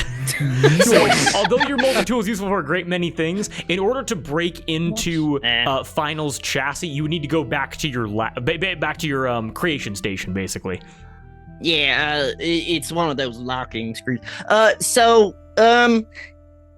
This is weird because do you know what jump started you or whatever? Because we could not get you to start up when we was building you.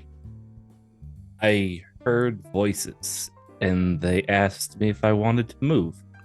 Who doesn't? Am I right? Yeah. Well, all What's that noise you made? I think. Wait, did I fart? I didn't fart, did I? I think he meant laughter. Oh. Maybe? Probably That's laughter. what it's called. Yeah, that thing. It's weird. All right, that's sort of rude. Anyway, I mean, it is kind of a weird laugh, but That's interesting that a robot would know the concept of weird. That's doesn't know what laughter is. weird. He knows Like things it's are not weird, like but it's he not doesn't know things are normal. funny. Like you don't even know what conceptually what normal means, let alone what weird means. Mm-hmm. It's weird to him. You're weird. Yeah. That's fine. Everything's Organics are weird weird to to be him. fair. Yeah, everything's weird. I weird. find Maybe it, he's like the just first one. I find it processing interesting. faster than we thought. I don't know. You Yeah, organics throwing DNA at one another? Ugh. Now, I find it. Oh. This is escalating quickly. Oh, I find it interesting that the first thing that this creature decided to do was try to save someone's life. yeah, I It find speaks that volumes actually. for its character going I mean- forward. I mean, I they were find that kind of fascinating. built for it, but it is weird because I'm not sure we ever got to the full programming phase. So that's the really weird thing is that it wasn't like you're just kind of figuring out on your own, which is boy, that must be fun. Ooh. Either way, the tall feather makes a really good point, and I want to extend my gratitude to you, Final, for saving my life. Why do you glow unlike the other ones? I'm sorry? So, Eras Asmar usually have like a slight glow to them Oh, do I? because they're do? part celestial. Oh, Yeah. do you? Do You I? are I've got part Do you? solar being. So I do have pure white eyes. no, like just because of their otherworldly Maybe- nature, because they're maybe I can outsiders. maybe I can help out here. Final. They're Final, natural you don't outsiders. You don't just walk up and ask someone why they glow. Come on, man. I'm just a special Why not? character, is all. I mean, that's all you need to know, really. Thanks. Just spinning this entire conversation, not taking his eyes off of like inspecting final. It's like, And he's inspecting Lord, all of Harper. you. I think Conrad's just Consent is thinking important. we should probably be doing something right now. We're just kind of standing in the parking lot. Yeah, going on? what should we be attempting to do here, guys? I mean, I'm a little lost. I was paid to take this car to do something. I'm forgetting the details of it now. And Donnie You here have was to supposed. make it strong. Yes, I So was. it can Yeah, burst through barriers. yeah, it was supposed to burst through barriers. I don't know what specific barriers. But if there's somewhere we need to go or somewhere we need to go, I'm a great driver. We can pile into this truck. Piling I'm into not a getting truck into with that truck. strangers. Carmela. Sounds like fun. As You know what? ju- I would love to. Yeah, that sounds great. Thank you. I appreciate the trust. As You you mean ju- get inside the moving robot? Oh my god, let the Oh, DM sweet. No, it's Yes. okay. It's okay. It's fine. It's fine. True. I'm sorry, man. sweetie, that's just an automobile. That's not Steven! that's not one of you. Oh. Okay, so when you look over to the so Carmela, you all kind of look over to the car and you're like, oh, get into a car with strangers. The steam truck is probably, God, I'd say probably like 60 feet away from you, and you are able to look over and you see that Frankie has moved away from all of you and is currently now at the truck with Det and Interest like to either side of him, and you're able to see that he has like reached inside. And there's a very like primitive radio, like almost like one of the like wired phone lines that people used to have, like like chat said like in the 20s, where it's like you hold the microphone here, you hold it up to your ear, where it seems like that's connected to like an overall like radio network that's like able to be talked through throughout Golden Steam. And speaking into it, you're able to hear he goes, he rips the thing out of the truck and he throws it on the ground and begins fuck, and just begins stomping it into the dirt immediately. That never fixes anything. Trust me. Oh, it's okay. He's got money to cover it. I'll go. But he doesn't want to hurt his precious golems. Oh, I don't even want to get into it. You don't even know the fucking half of it. I'll go talk to him. But anyone like I'm not great with people, so I'd appreciate some backup if anyone would. I never willing. would You have know what? guessed. You know what, Carmela? I think I could help you out here. Well, thank you. I appreciate that. Anyone Get else? over Anyone your else voice. want to talk to this rich douchebag? Still actually, just staring at the robot. DM, Can you feel this? Me too. Would Conrad be aware of any kind of criminal affiliations this gentleman would have? Oh, endless. He's, I'm gonna The be answer honest, is yes. he's a mob boss. He's like, yes, you would be. Great. This man. Well, let's be very honest here. This man. So okay, going back into the history of the other campaign, which again I can't get into all this stuff.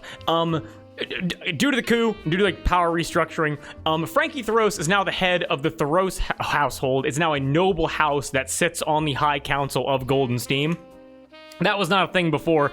This man was already getting rid of his plethora of... He was already getting away with his plethora of crimes, and now he's just never going to get caught for anything. But this man has been, even before he was essentially a senator within the High Council, this man was connected to money laundering. He was black market magic. He was connected to unfair gambling riggings, murders, kidnappings, all that kind of stuff. But they were never able to touch him because of how isolated he is and because of his overall just casino that everybody goes to. Yes, darling. As Carmela begins to walk that direction, Darling whips out his dulcimer and plays a few strings and says, Thank God. "Beauty mixed with oil, you'll be a tough one to foil." And you get a bardic inspiration, which is a D8. What the fuck? I'm As glad you you guys, just whipped out an instrument, darling. Oh, you're welcome anytime, buddy, anytime. You guys start walking towards Frankie Thoros, and he starts walking back to you. He's smoking all the time, but you can see that he's smoking angrily now as he immediately He's got 3 cigarettes. He looks over to... He looks over to Donnie and goes, "You gotta understand that the car isn't sentient. I can hurt the car. I'm not hurting the golems." As he keeps smoking. What's the matter, Frankie? What's the matter? What's the matter? It's all over the fucking place. That's the matter. We're talking High Reach, Scrapton, Storeville, the Elven Highway, right fucking here. Everywhere the exact same shit, and I had to talk to all my people. Buildings falling apart, and it's all Tumal Layla's fault. Oh? It's Frankie. Well, first of all, everybody here give me a quick history check with advantage. Ooh. Jeez Louise. Nat 20 for 24. It's a nat 20 for a 24. 13. 12. 13, 12. 11. I got 11. a 23 actually. And then, Darling, what'd you get? Muted. We can't hear you. Oh, sorry, I touched the mic. Nat 20 for a 22. I rolled a 20 and a 1 at the same time. God damn. Yeah, I did a 20 and a 4. Well, all of you I know, done did it. those are the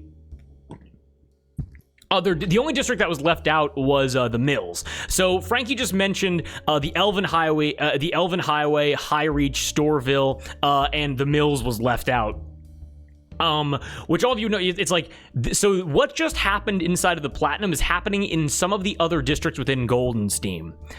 And I'm going to say that, Harper and Darling, either through traveling around for different kinds of shows and just kind of like being a little bit more down to earth, or for Harper having a fascination with these robots, you'd be able to know that in these districts, you were able to identify, just like the pit bosses in Vyson, there is an Everwatcher in the other 4 districts.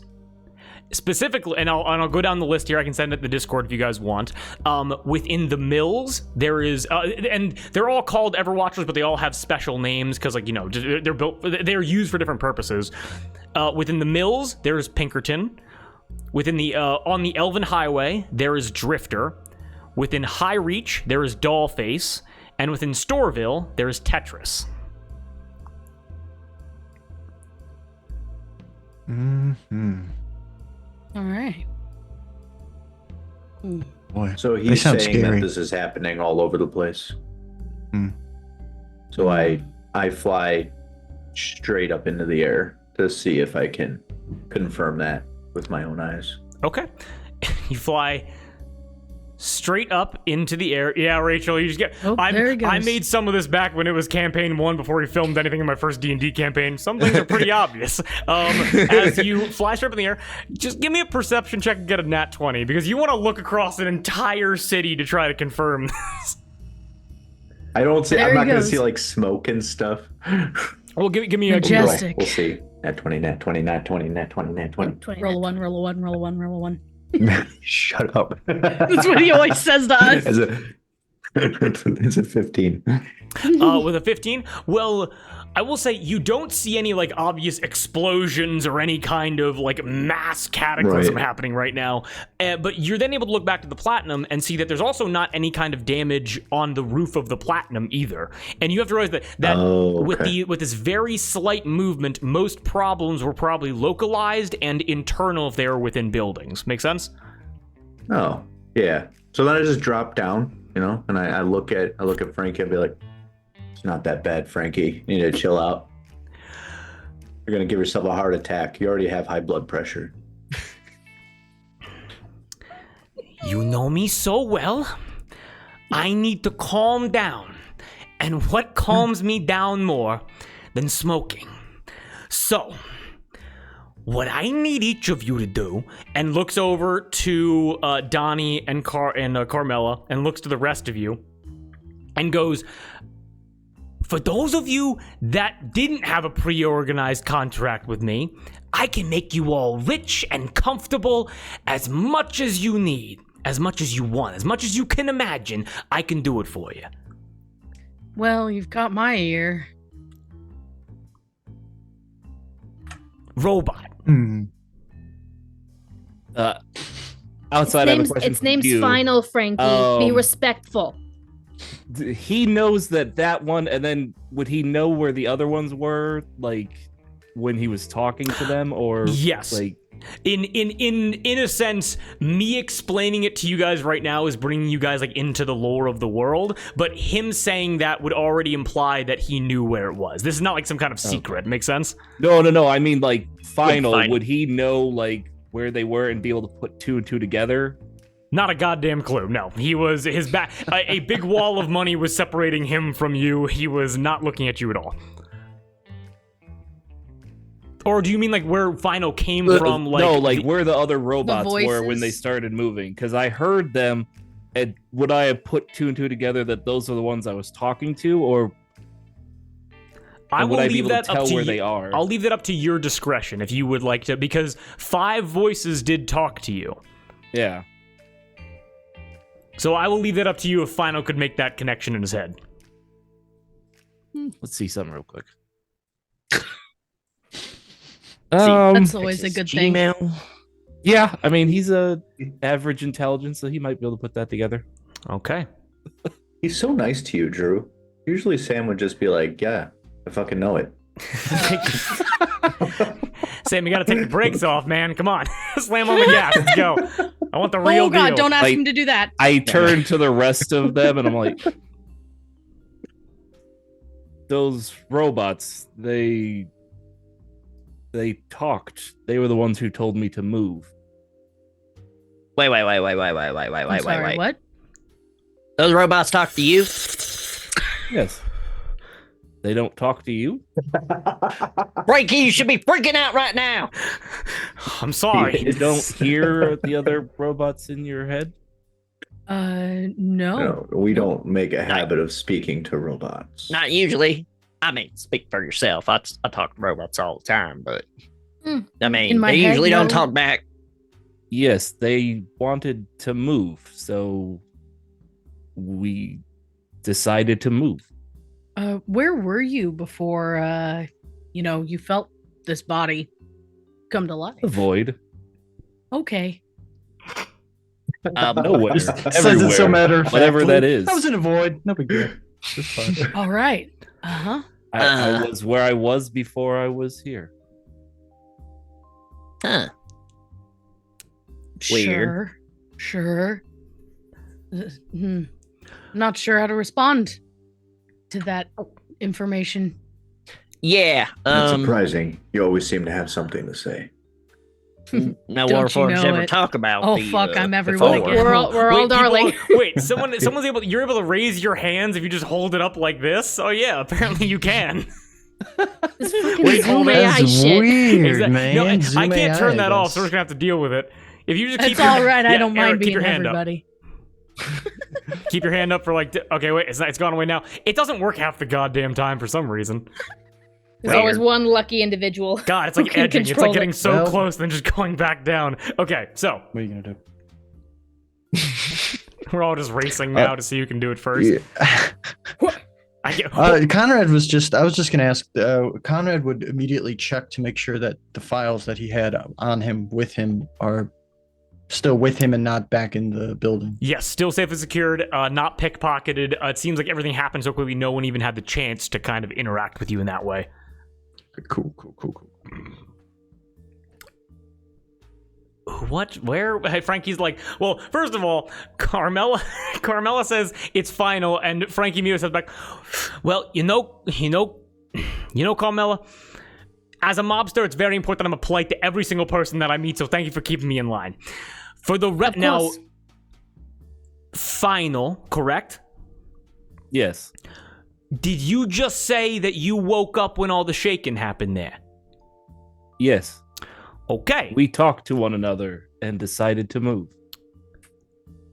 Okay, then. Everybody please give me an insight check. You talked to one another before you was even awake? Well, that's a one. Yes. A natural 20 for a 25. I also got a natural 20. Oh my god. Twinsies again. Girl power, let's go. Hell yeah. For, Girls get it done. Girls get Girls it. get it done. For a 21. Oh, okay, so we got two nat 20s. What everybody else get? One. I got One. I got a 5. 19 for a 22. 9. Okay, got it. So 22 and then two nat 20s. You guys are able to watch as Frankie kind of like slows the conversation down. He nervously looks back towards the truck and then looks back towards the rest of you. You thinking about leaving without us? Hey, Frankie, what's in the truck? Where the fuck do you get off asking me about my business, little short-ass glasses wearing fuck you? No, I'm saying no. No. You don't get to talk to people like that, okay? I barely tolerate you talking to me like that, okay? You trusted me with the truck, so technically it's my business, so he can ask whatever questions he wants. Okay. Not to mention your building almost came down on his head, so I think he's entitled to a few questions. Such an angry little man. One of you give me a persuasion check with advantage. Go, Carmela, you got that inspiration. Oh, God. Let's go. I kind of feel What's like your you got off inspiration on the die, wrong Amy? foot, Frankie. What's that? I mean, What's your inspiration die? A D8. A D8. D8. That is a 15 persuasion 15 persuasion? with the bardic. Okay. Okay, that is a nat 3 from Frankie, no matter what modifier he has. He looks Frankie and goes, rolling balls. he goes, okay, fine. We're gonna go open the back of the truck then, and just stick with me. We're gonna be fine. And Frankie begins walking back towards the truck, seeming like, and you all get the sense like he's going to check something, like he's unsure of what's gonna be in there. Make sense? I'm on his heels like a dog. Indeed. And your actual dog is also there. Yes. I guess leaving? Conrad's Okay. cool with it. Final Conrad's just actually like, tries yeah. to do what he says and like tries to like fuse to him. He doesn't understand. Get off me! What are you doing, robot? No. I was trying to stick. No. Oh boy. Yeah, you didn't get any of your programming. We're gonna have to teach you some things. Indeed. As you guys reach the truck, Frankie and unlatches it and pulls open the back, and inside you guys are able to see racked on either wall of the back of the truck. Just to put in perspective as to what this truck looks like, imagine the front of a locomotive, like one of those like old coal operated locomotives, but imagine it just like stretched back to where like there's a conductor's seat essentially, and then enough of like a square black iron base of it that it can store things in the rear. Make sense? These are not like cars like we would imagine them. They're like trains and these insane like hot rod, like hobbled together steam cars and steam trucks. And in the back on like metal racks welded into the truck, you guys are able to see these odd canister things, roughly the size of like maybe the size of like from in between your chest down to right about your belly button. They're maybe about like a foot in length and then maybe 3-4 inches in width. And they're like canisters. And you look inside and there's no light, there's no nothing on the inside. They're all completely inactive, it seems. What are we looking at?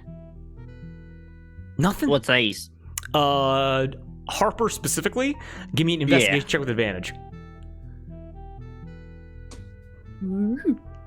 That'd be dirty 20. It's a dirty 20.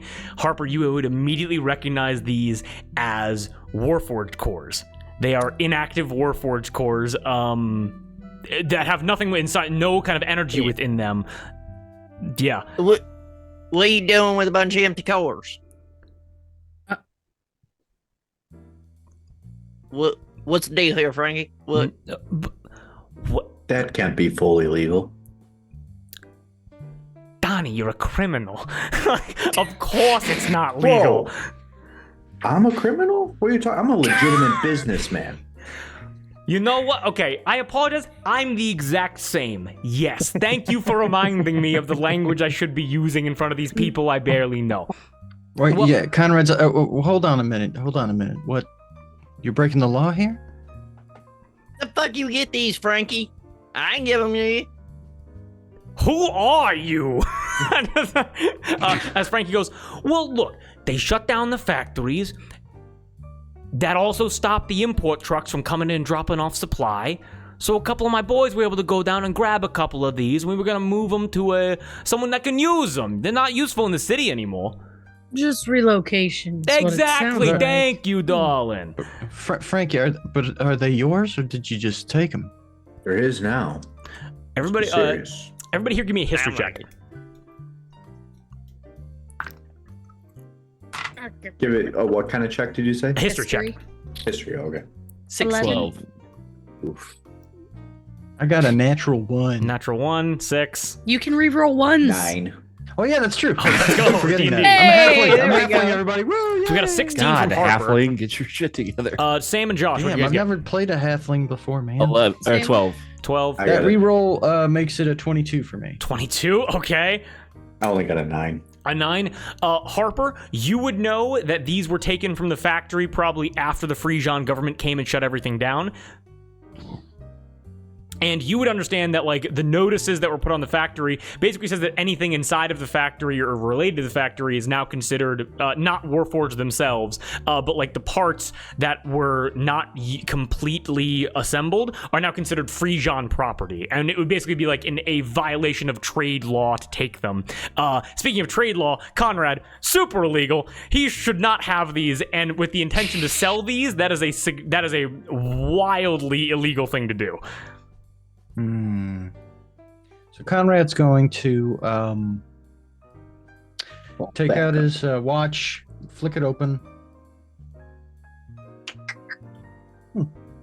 close it, put it in his pocket. Yeah, that's what I thought. It's about time for me to return these to their proper place. Did you just check your watch for that? It was. I was just trying to be cool. I'm sorry about that. Apology accepted. Let's try this again. Hey, that's illegal. I'm gonna take them. You Put have 'em- got put 'em me back where they go. quivering in my boots. The voice crack really helped sell that. It was intimidating as hell. You Darling, got this. Can just okay? I think you are unfortunately out of your depth here. You a cop? Yeah. Are- I think we You have gotta bigger. tell us. Well, no.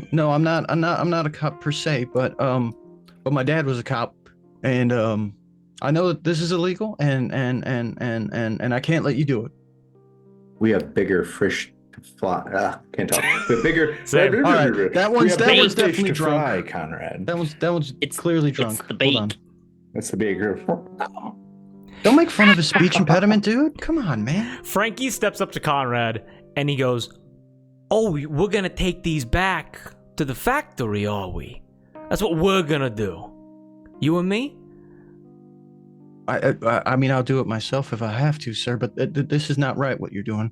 He takes another step towards you, and again, debt and interest, these giant golems made of money. Yo, Whoa. y'all realize that like something going on, right? Like that robot come life. Connie, how about we make this suggestion here? Why don't we just ignore this for the moment, just for the briefest time, and why don't we try to figure out what's going on with these crazy robots that seem to be wanting to move, and we're in Final's head, or he was in their head, or something. Yeah, no, I mean that is maybe more dangerous, and people are gonna probably get hurt. And Yeah. after we figure that out, you promise we'll take these back. You bet, buddy. We'll definitely do that. Hey, That sounded very honest. You should believe her. Do I believe, darling? I'm gonna Yeah. say, well, because, I'll leave that up to Conrad, but Frankie does approach you and says, "Darling, what an incredible idea." And Frankie takes another step closer. Debt and interest kind of stay back a little bit as he's like towering over you now, because again, you're a man of shorter stature. As he goes, "Well, and how about this, Conrad, was it? Yeah. You, with your incredible detective skills, if you're willing to help figure out what's going on in there, well, I'll take these back personally." You really think I'm incredible? Yeah, bud. Donnie shakes his Yeah. head. I mean, Drew, do I believe him? he leans right next to your ear and he goes, "Well, here's the thing, Conrad. I'm a criminal, and I think you know that. And only the smartest people in this city can figure that out." You sure are making a lot of Businessman. sense, sir. You're making a lot of sense. Businessman. Right, yeah, a businessman. I mean, I'm gonna give you the benefit of the doubt, you know? You seem like a good dude. These two dudes seem pretty cool too, these guys with you.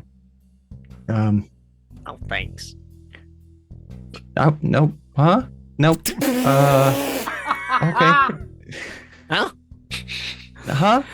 No, you said some. No. No. Hold on. You said something. You said something. No. Why don't? Okay. Yeah. Why don't we just get going then? Feels like we've been standing here for like an hour. We've been in the parking lot for a very long time. Yes. Well, It's then, Yeah. been at least a minute, right? Oh, that's true. If it's been at least a minute, I guess that ceiling fell in now. yeah. Well, I Oh, gotta get a cleanup crew to clean up my casino now. But what I can do for you, Conrad, is this. And he takes out a little pouch of platinum chips, like to the casino, and he puts them in your hand, or basically opens like whatever jacket you have, like puts it inside, and like it's very close to you when he does that. And he goes, "Now you come back anytime and you enjoy that, but only after the job is done. You understand me?"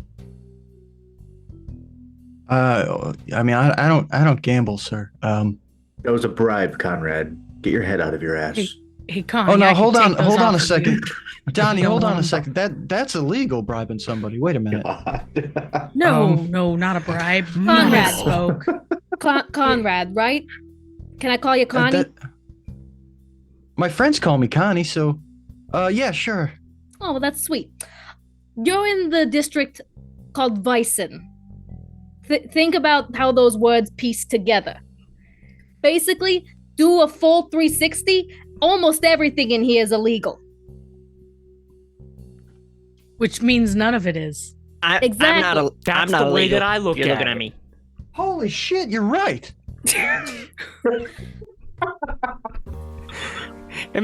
Imagine being a cop and being like, "There's crime everywhere."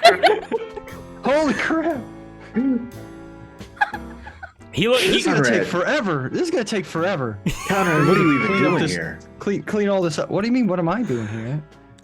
Yeah, what That's brings none of you? your business. You came This here is- not knowing there was crime everywhere.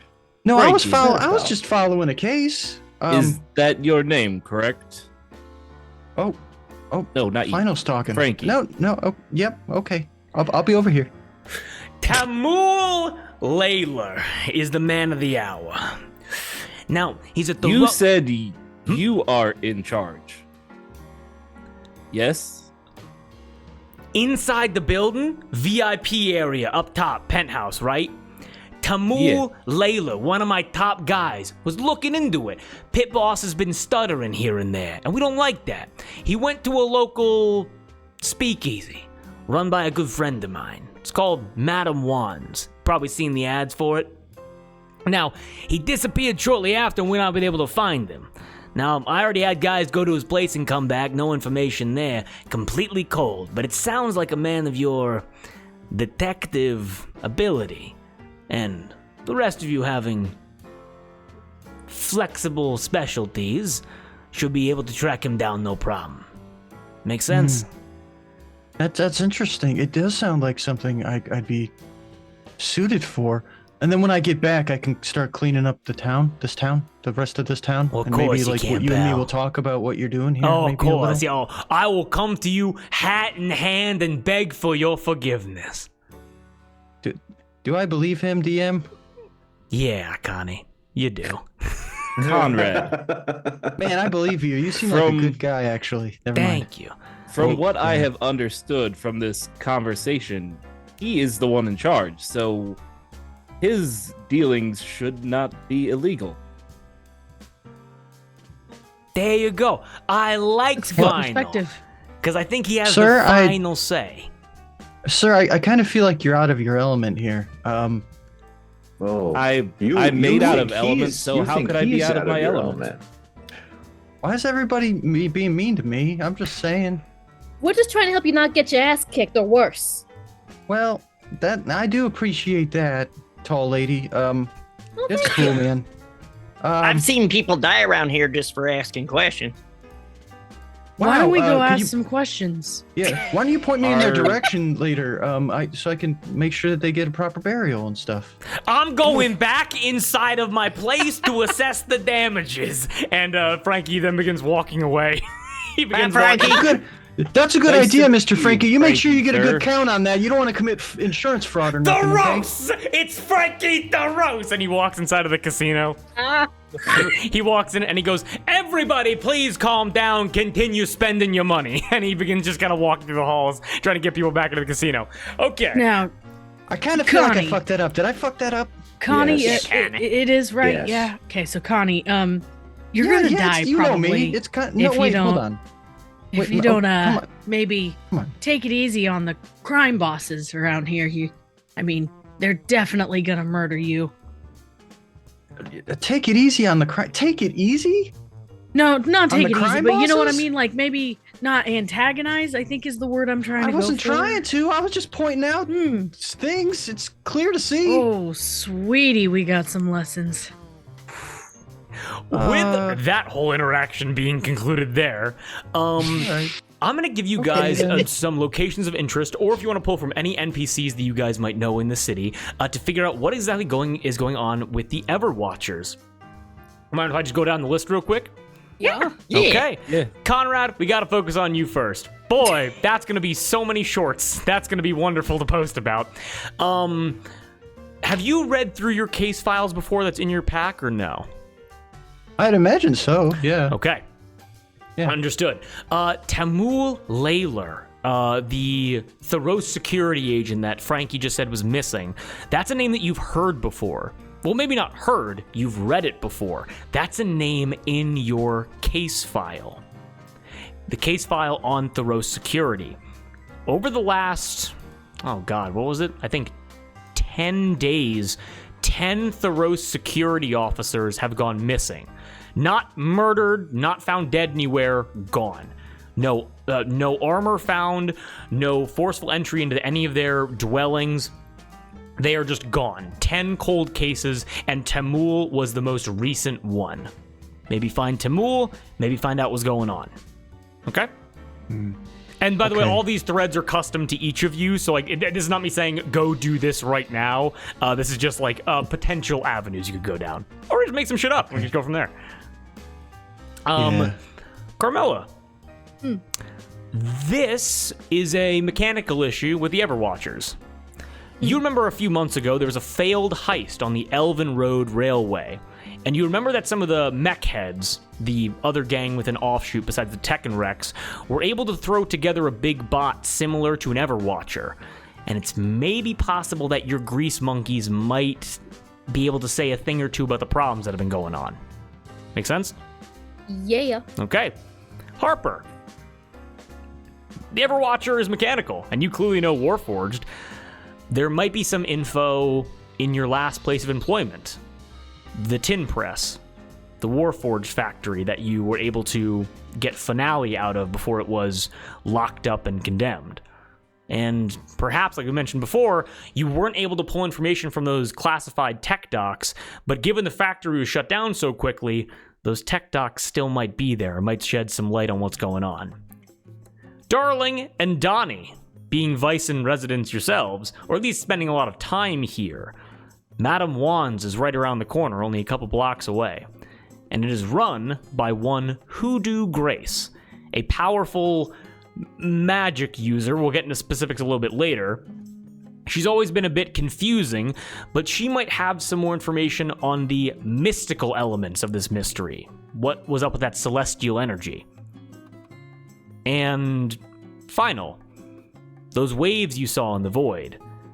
You see the world around you, but coming out of the platinum, as you blink and open your eyes once again, you can see ripples of those waves, very slight, and they seem to be trailing off down city streets and looping up into the air and shooting off. Yeah. Maybe follow them and see where they go. But those are the threads that I have for you. If there's anything else that you guys would like to investigate, please let me know. As I think we're going to end tonight's session once you guys have a plan of where you're going to go next. Sound good? Yeah. Yeah. No, I don't want to stop. I think Conrad's just gonna shut his mouth and hide behind the robot. That's the smartest thing you've said all night. I mean, that wasn't Conrad saying it was me. That's not. Oh. Oh. I'm definitely gonna go to Madame Wands and try to talk to Hoodoo Grace. Donnie, you want to come with me? It'd be kind of fun. Sure, I'll come with you. Right on. Okay. Madam Wands, Hoodoo Grace. Anybody else going anywhere else? You can split Yeah, up we or stay should together. That's probably- totally up to you. I mean, we could stay together, or final. Carmelo and I could head to the workplace, and I mean, it's where I got final. They probably have all sorts of stuff that he didn't let me read before, but this crowbar and an empty building means that I can read whatever I want now. Okay, so the I'm sorry. player just realized. Sorry. Yeah.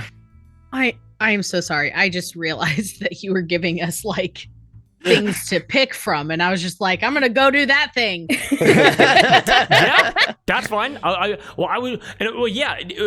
of you would know this, and if you want to have a conversation about like where you want to go, it's totally cool. Like you all have unique information about this situation that could be relevant. So that it doesn't have to be like you know this thing, therefore you go to that thing. It's like more like a conversation of what you guys want to do. Make sense? Yeah, just realized. Totally Just cool. No got problem.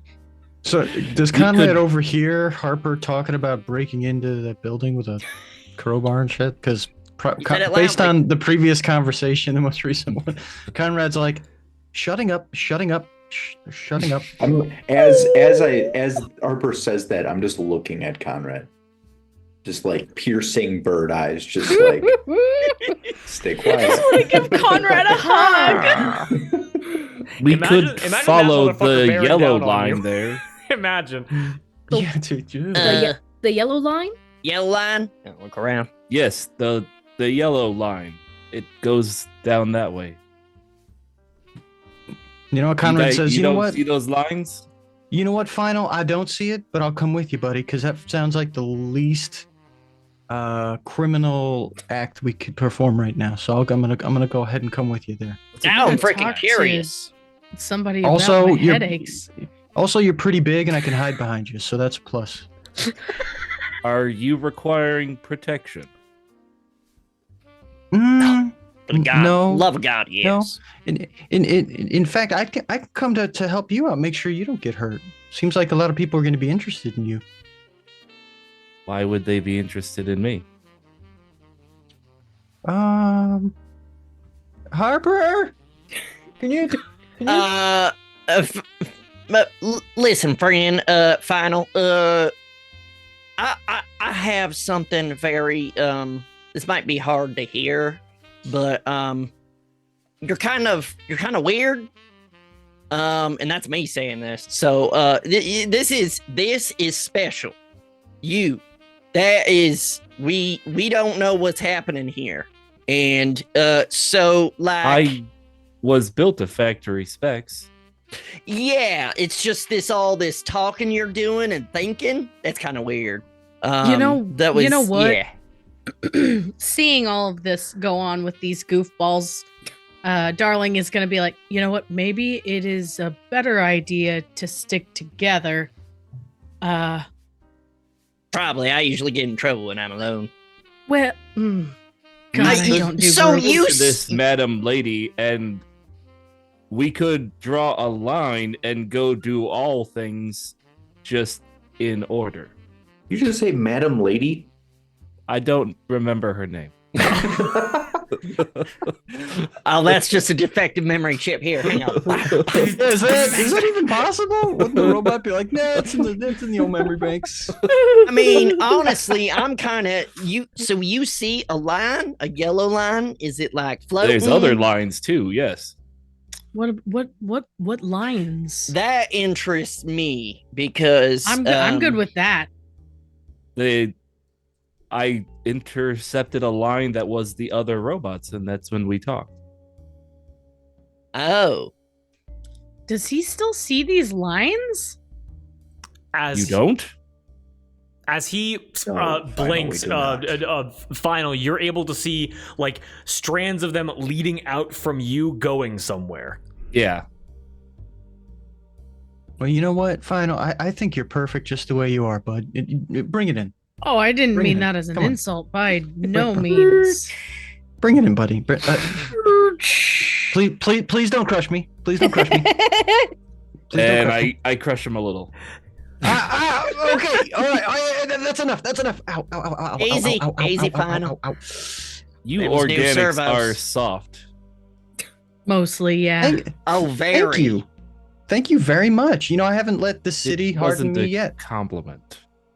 Oh, You know what? You should be made out dude. of metal. You're learning real fast. That's crazy. Faster than you.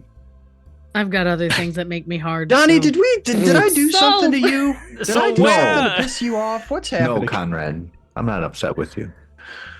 Don't Good. worry. That's good. I'm just not gonna cynical. worry then. I'm just cynical and judgmental, and you're a little naive. But So maybe Final, where over does time this where we'll does be able to this get you past that. yellow what does this yellow line lead to? Yeah. Can you I see would that have far to ahead? follow it to know. Well, then Man, why I'm don't you do down. that? Why don't you Yeah, lead the way, let's- sweetheart? Let's all go do that. Do you want to take that truck? I would love it if we could take this truck. I wouldn't Yes, want to let's take take that your trunk. beast of burden and do the things. There's a lot of Ooh. illegal things in there. Imagine getting pulled over. We don't have a plan for that. Oh, honey, we're not gonna get pulled over with me behind the wheel. Trust. Famous Oh my last God, we're words. gonna die. Who's going to grab the truck and Words. pull it off the road? Ma'am, do you have a driver's license? A what? Do you have a what? Oh no. Oh no. A license to drive? Yeah. Then by that, if you mean can I drive and do I drive? Yes. Then I do. That's not Sounds what I meant. perfect. pigs out. No, that's not what I meant. Final. Why don't you okay. why don't you get up at the front seat with me and show us where this golden line goes? Yes. Yeah, let's do that. All right, Bertha. And I slap the bed of the truck. And just kind of hops in. Boom, boom. It immediately hops in. In. Anybody else getting the truck? Lift me up, Bertha. Um, Thank you.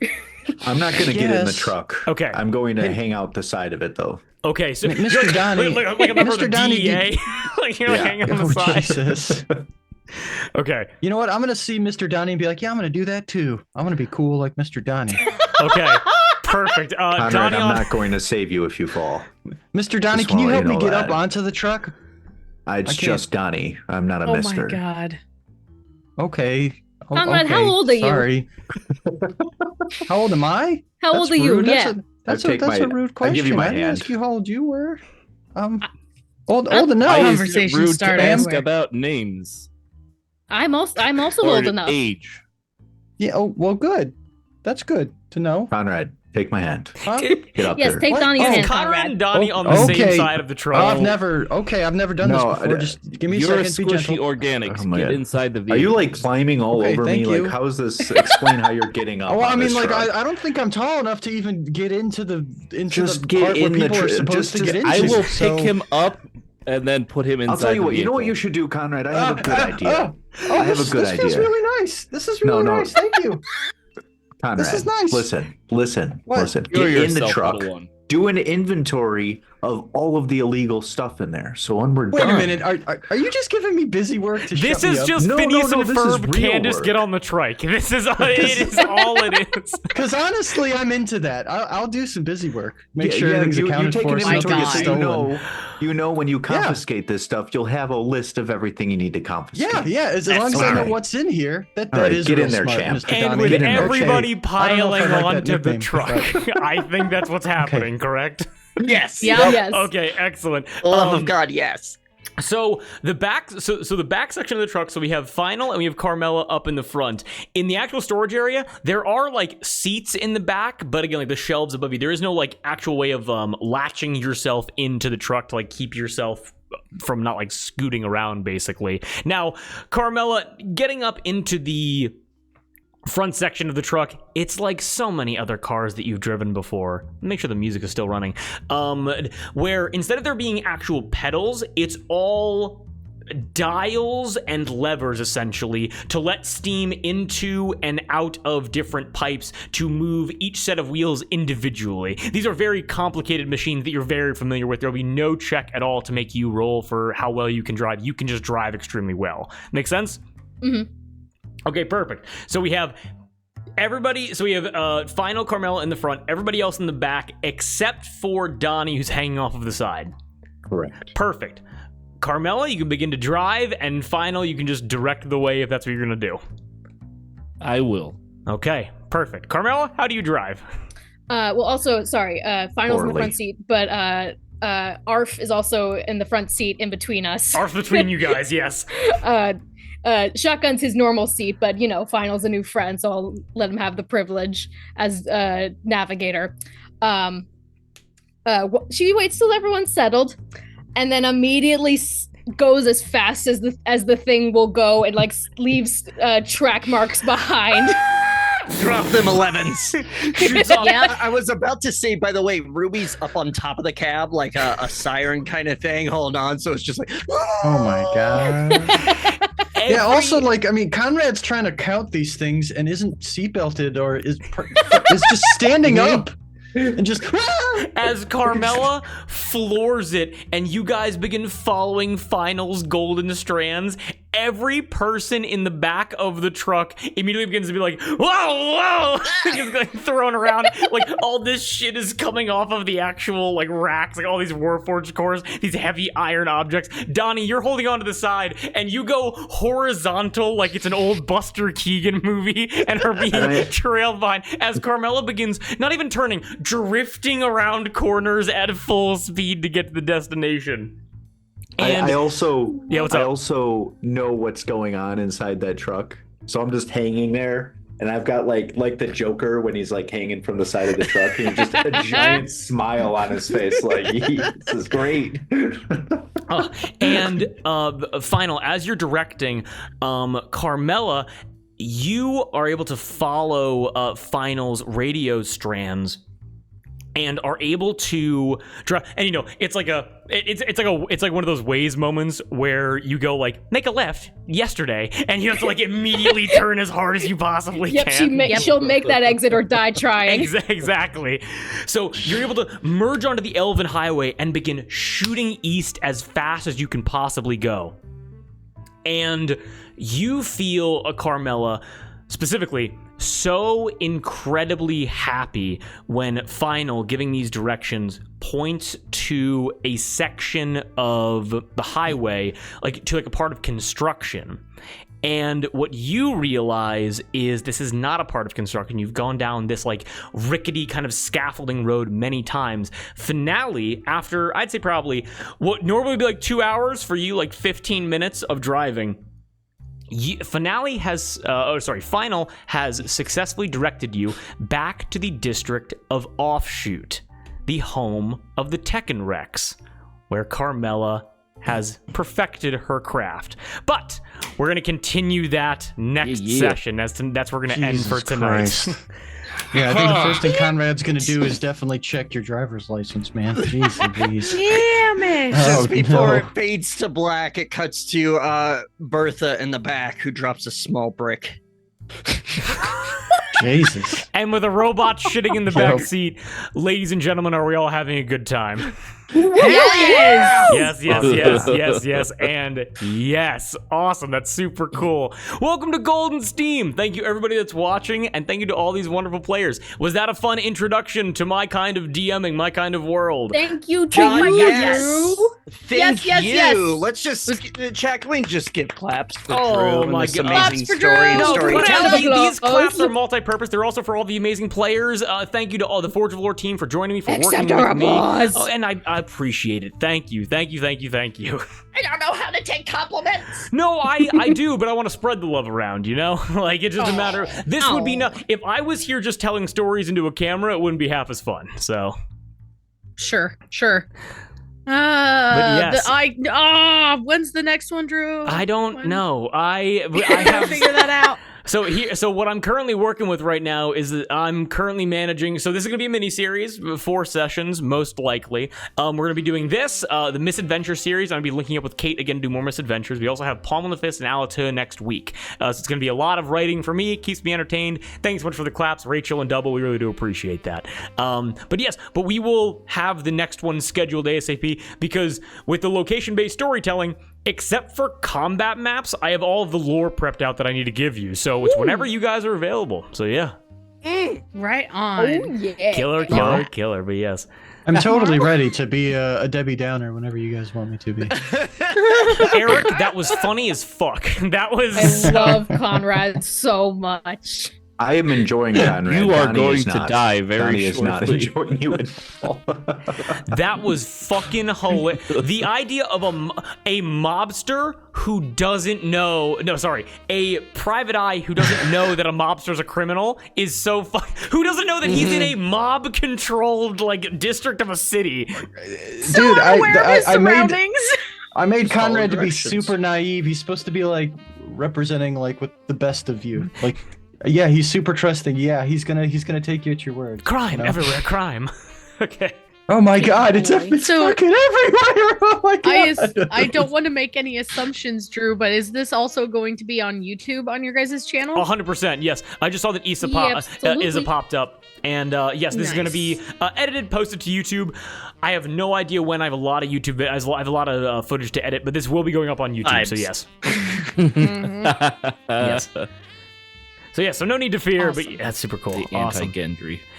Yeah, I think you'll enjoy this one. I think so. It's a lot of fun. This was fun. I was just getting into my character towards the end there. I feel like no matter what character I play, I'm just annoying as shit.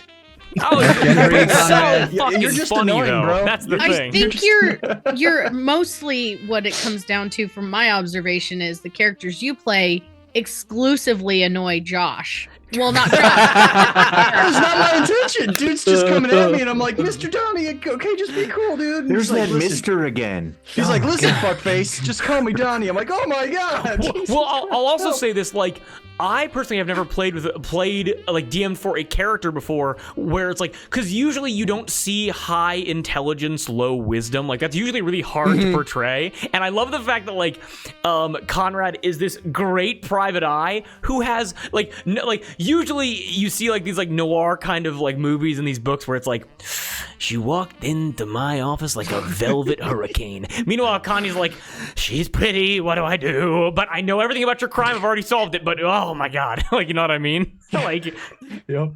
Yeah, like like I'm mom- about to tell her where her daughter is, but I'm too scared to talk to her because she's too pretty. So I'm just like, I haven't figured it out yet. Bye. I have to like walk away. but yes, many mysteries to uncover, and I'm very excited. We're actually going to go to locations in my core in the world. Oh, so someone asked this before. I didn't have the time to answer it. Sadly, my first ever campaign was not recorded in any way. It was just in the depths of my mind. Lots of locations were explored in that campaign, like the Elven Palace and like an R&D section for the military. But for this, we're going to see locations that I haven't gone to before. So you guys are getting completely exclusive content that even Cate hasn't experienced, which is super cool. Like offshoot, and I have other plans like the tin press. Oh, it's so cool. And also, I'm gonna shout out just like Cate for wanting to be a More part of this goblins. project because I know how intimidating it can be to play with people that you've never played with before. And like you guys are super cool. It's not a dig at you guys, but like you did so good. Like I'm so proud of you. Everyone did Excellent so job. good. I'm just Fucking happy natural. to be. I'm happy to be here, The man. accent was We are. on point. Oh my god. So I'm gonna go watch my Frickin- cousin Vinny now. Like right Yeah, now. that Jersey accent is so good. I was Amazing. While I was eating dinner, I was rewatching The Sopranos to get into like Frankie's character. Yeah. It was I perfect. kind of fucking love Nice. Frankie. I agree. I gotta be honest. Frankie might be my favorite. Conrad does too. Conrad thinks he's a cool guy. Good guy. Cool guy. It's a cool guy. He's a cool guy. He's a cool guy. He's a cool But yeah, guy. Frankie is super funny to me because he, in the other campaigns that I have running right now, he's been a continuous NPC, and he's just gotten dunked on every single time he's appeared, and this will be no different. I'm very excited. Punching love bag him. NPCs are the best. Final yeah. thinks that he's the authority, so he's like, yeah, okay. Exactly. Oh, but with that, 2 hours, I'm 45 so minutes in, intrigued. you guys have already played D&D today. Thank you guys so much. You guys are absolute troopers. Holy And moly. I can't wait for the next time. But yes, thank you everybody for watching. We do really appreciate you. Thank you for sitting at the table with us. And we'll keep you updated on when the next one's going to be. Y'all want to come back? Y'all want to keep doing this? Yes. Of course. Yes. Yes. What are you doing in about 5 minutes? Well, then... Everyone go Well, leaping. Take care of themselves. We're coming back all night long. My We're wife actually would a second probably break. murder We'll be me right if I back. kept Hey, playing, yeah, I have work so- tomorrow. Yeah, my wife's been with my Excuses. daughter all Playing day, D&D. so she's probably like foaming at the mouth right now. And I'm like, Sorry, wife. I got to play We're almost D&D done. for 7 hours uninterrupted. And before we go, Almost thank you done. so much, Drew, for putting this together Yes. for us. Yeah. This is amazing. Yes, indeed. Thank you. You're an amazing DM, and this is a blast. I can't wait. It was You paint everything a I beautiful word wanted picture. and Mhm. more. Thank you, Yes. and a million times That's thank nice. you. Well, guys, and there's no need to give thank yous yet because it's not over yet. We're coming back real soon. Sound good? Yes. Okay, then Yes. everyone in chat, all the great players here, thank you for coming to the table, and we will catch you guys in the next one. Peace out, Follow everybody. this channel if you're not already. Follow. Oh yeah, follow, Lord. Goodbye, everybody. Okay.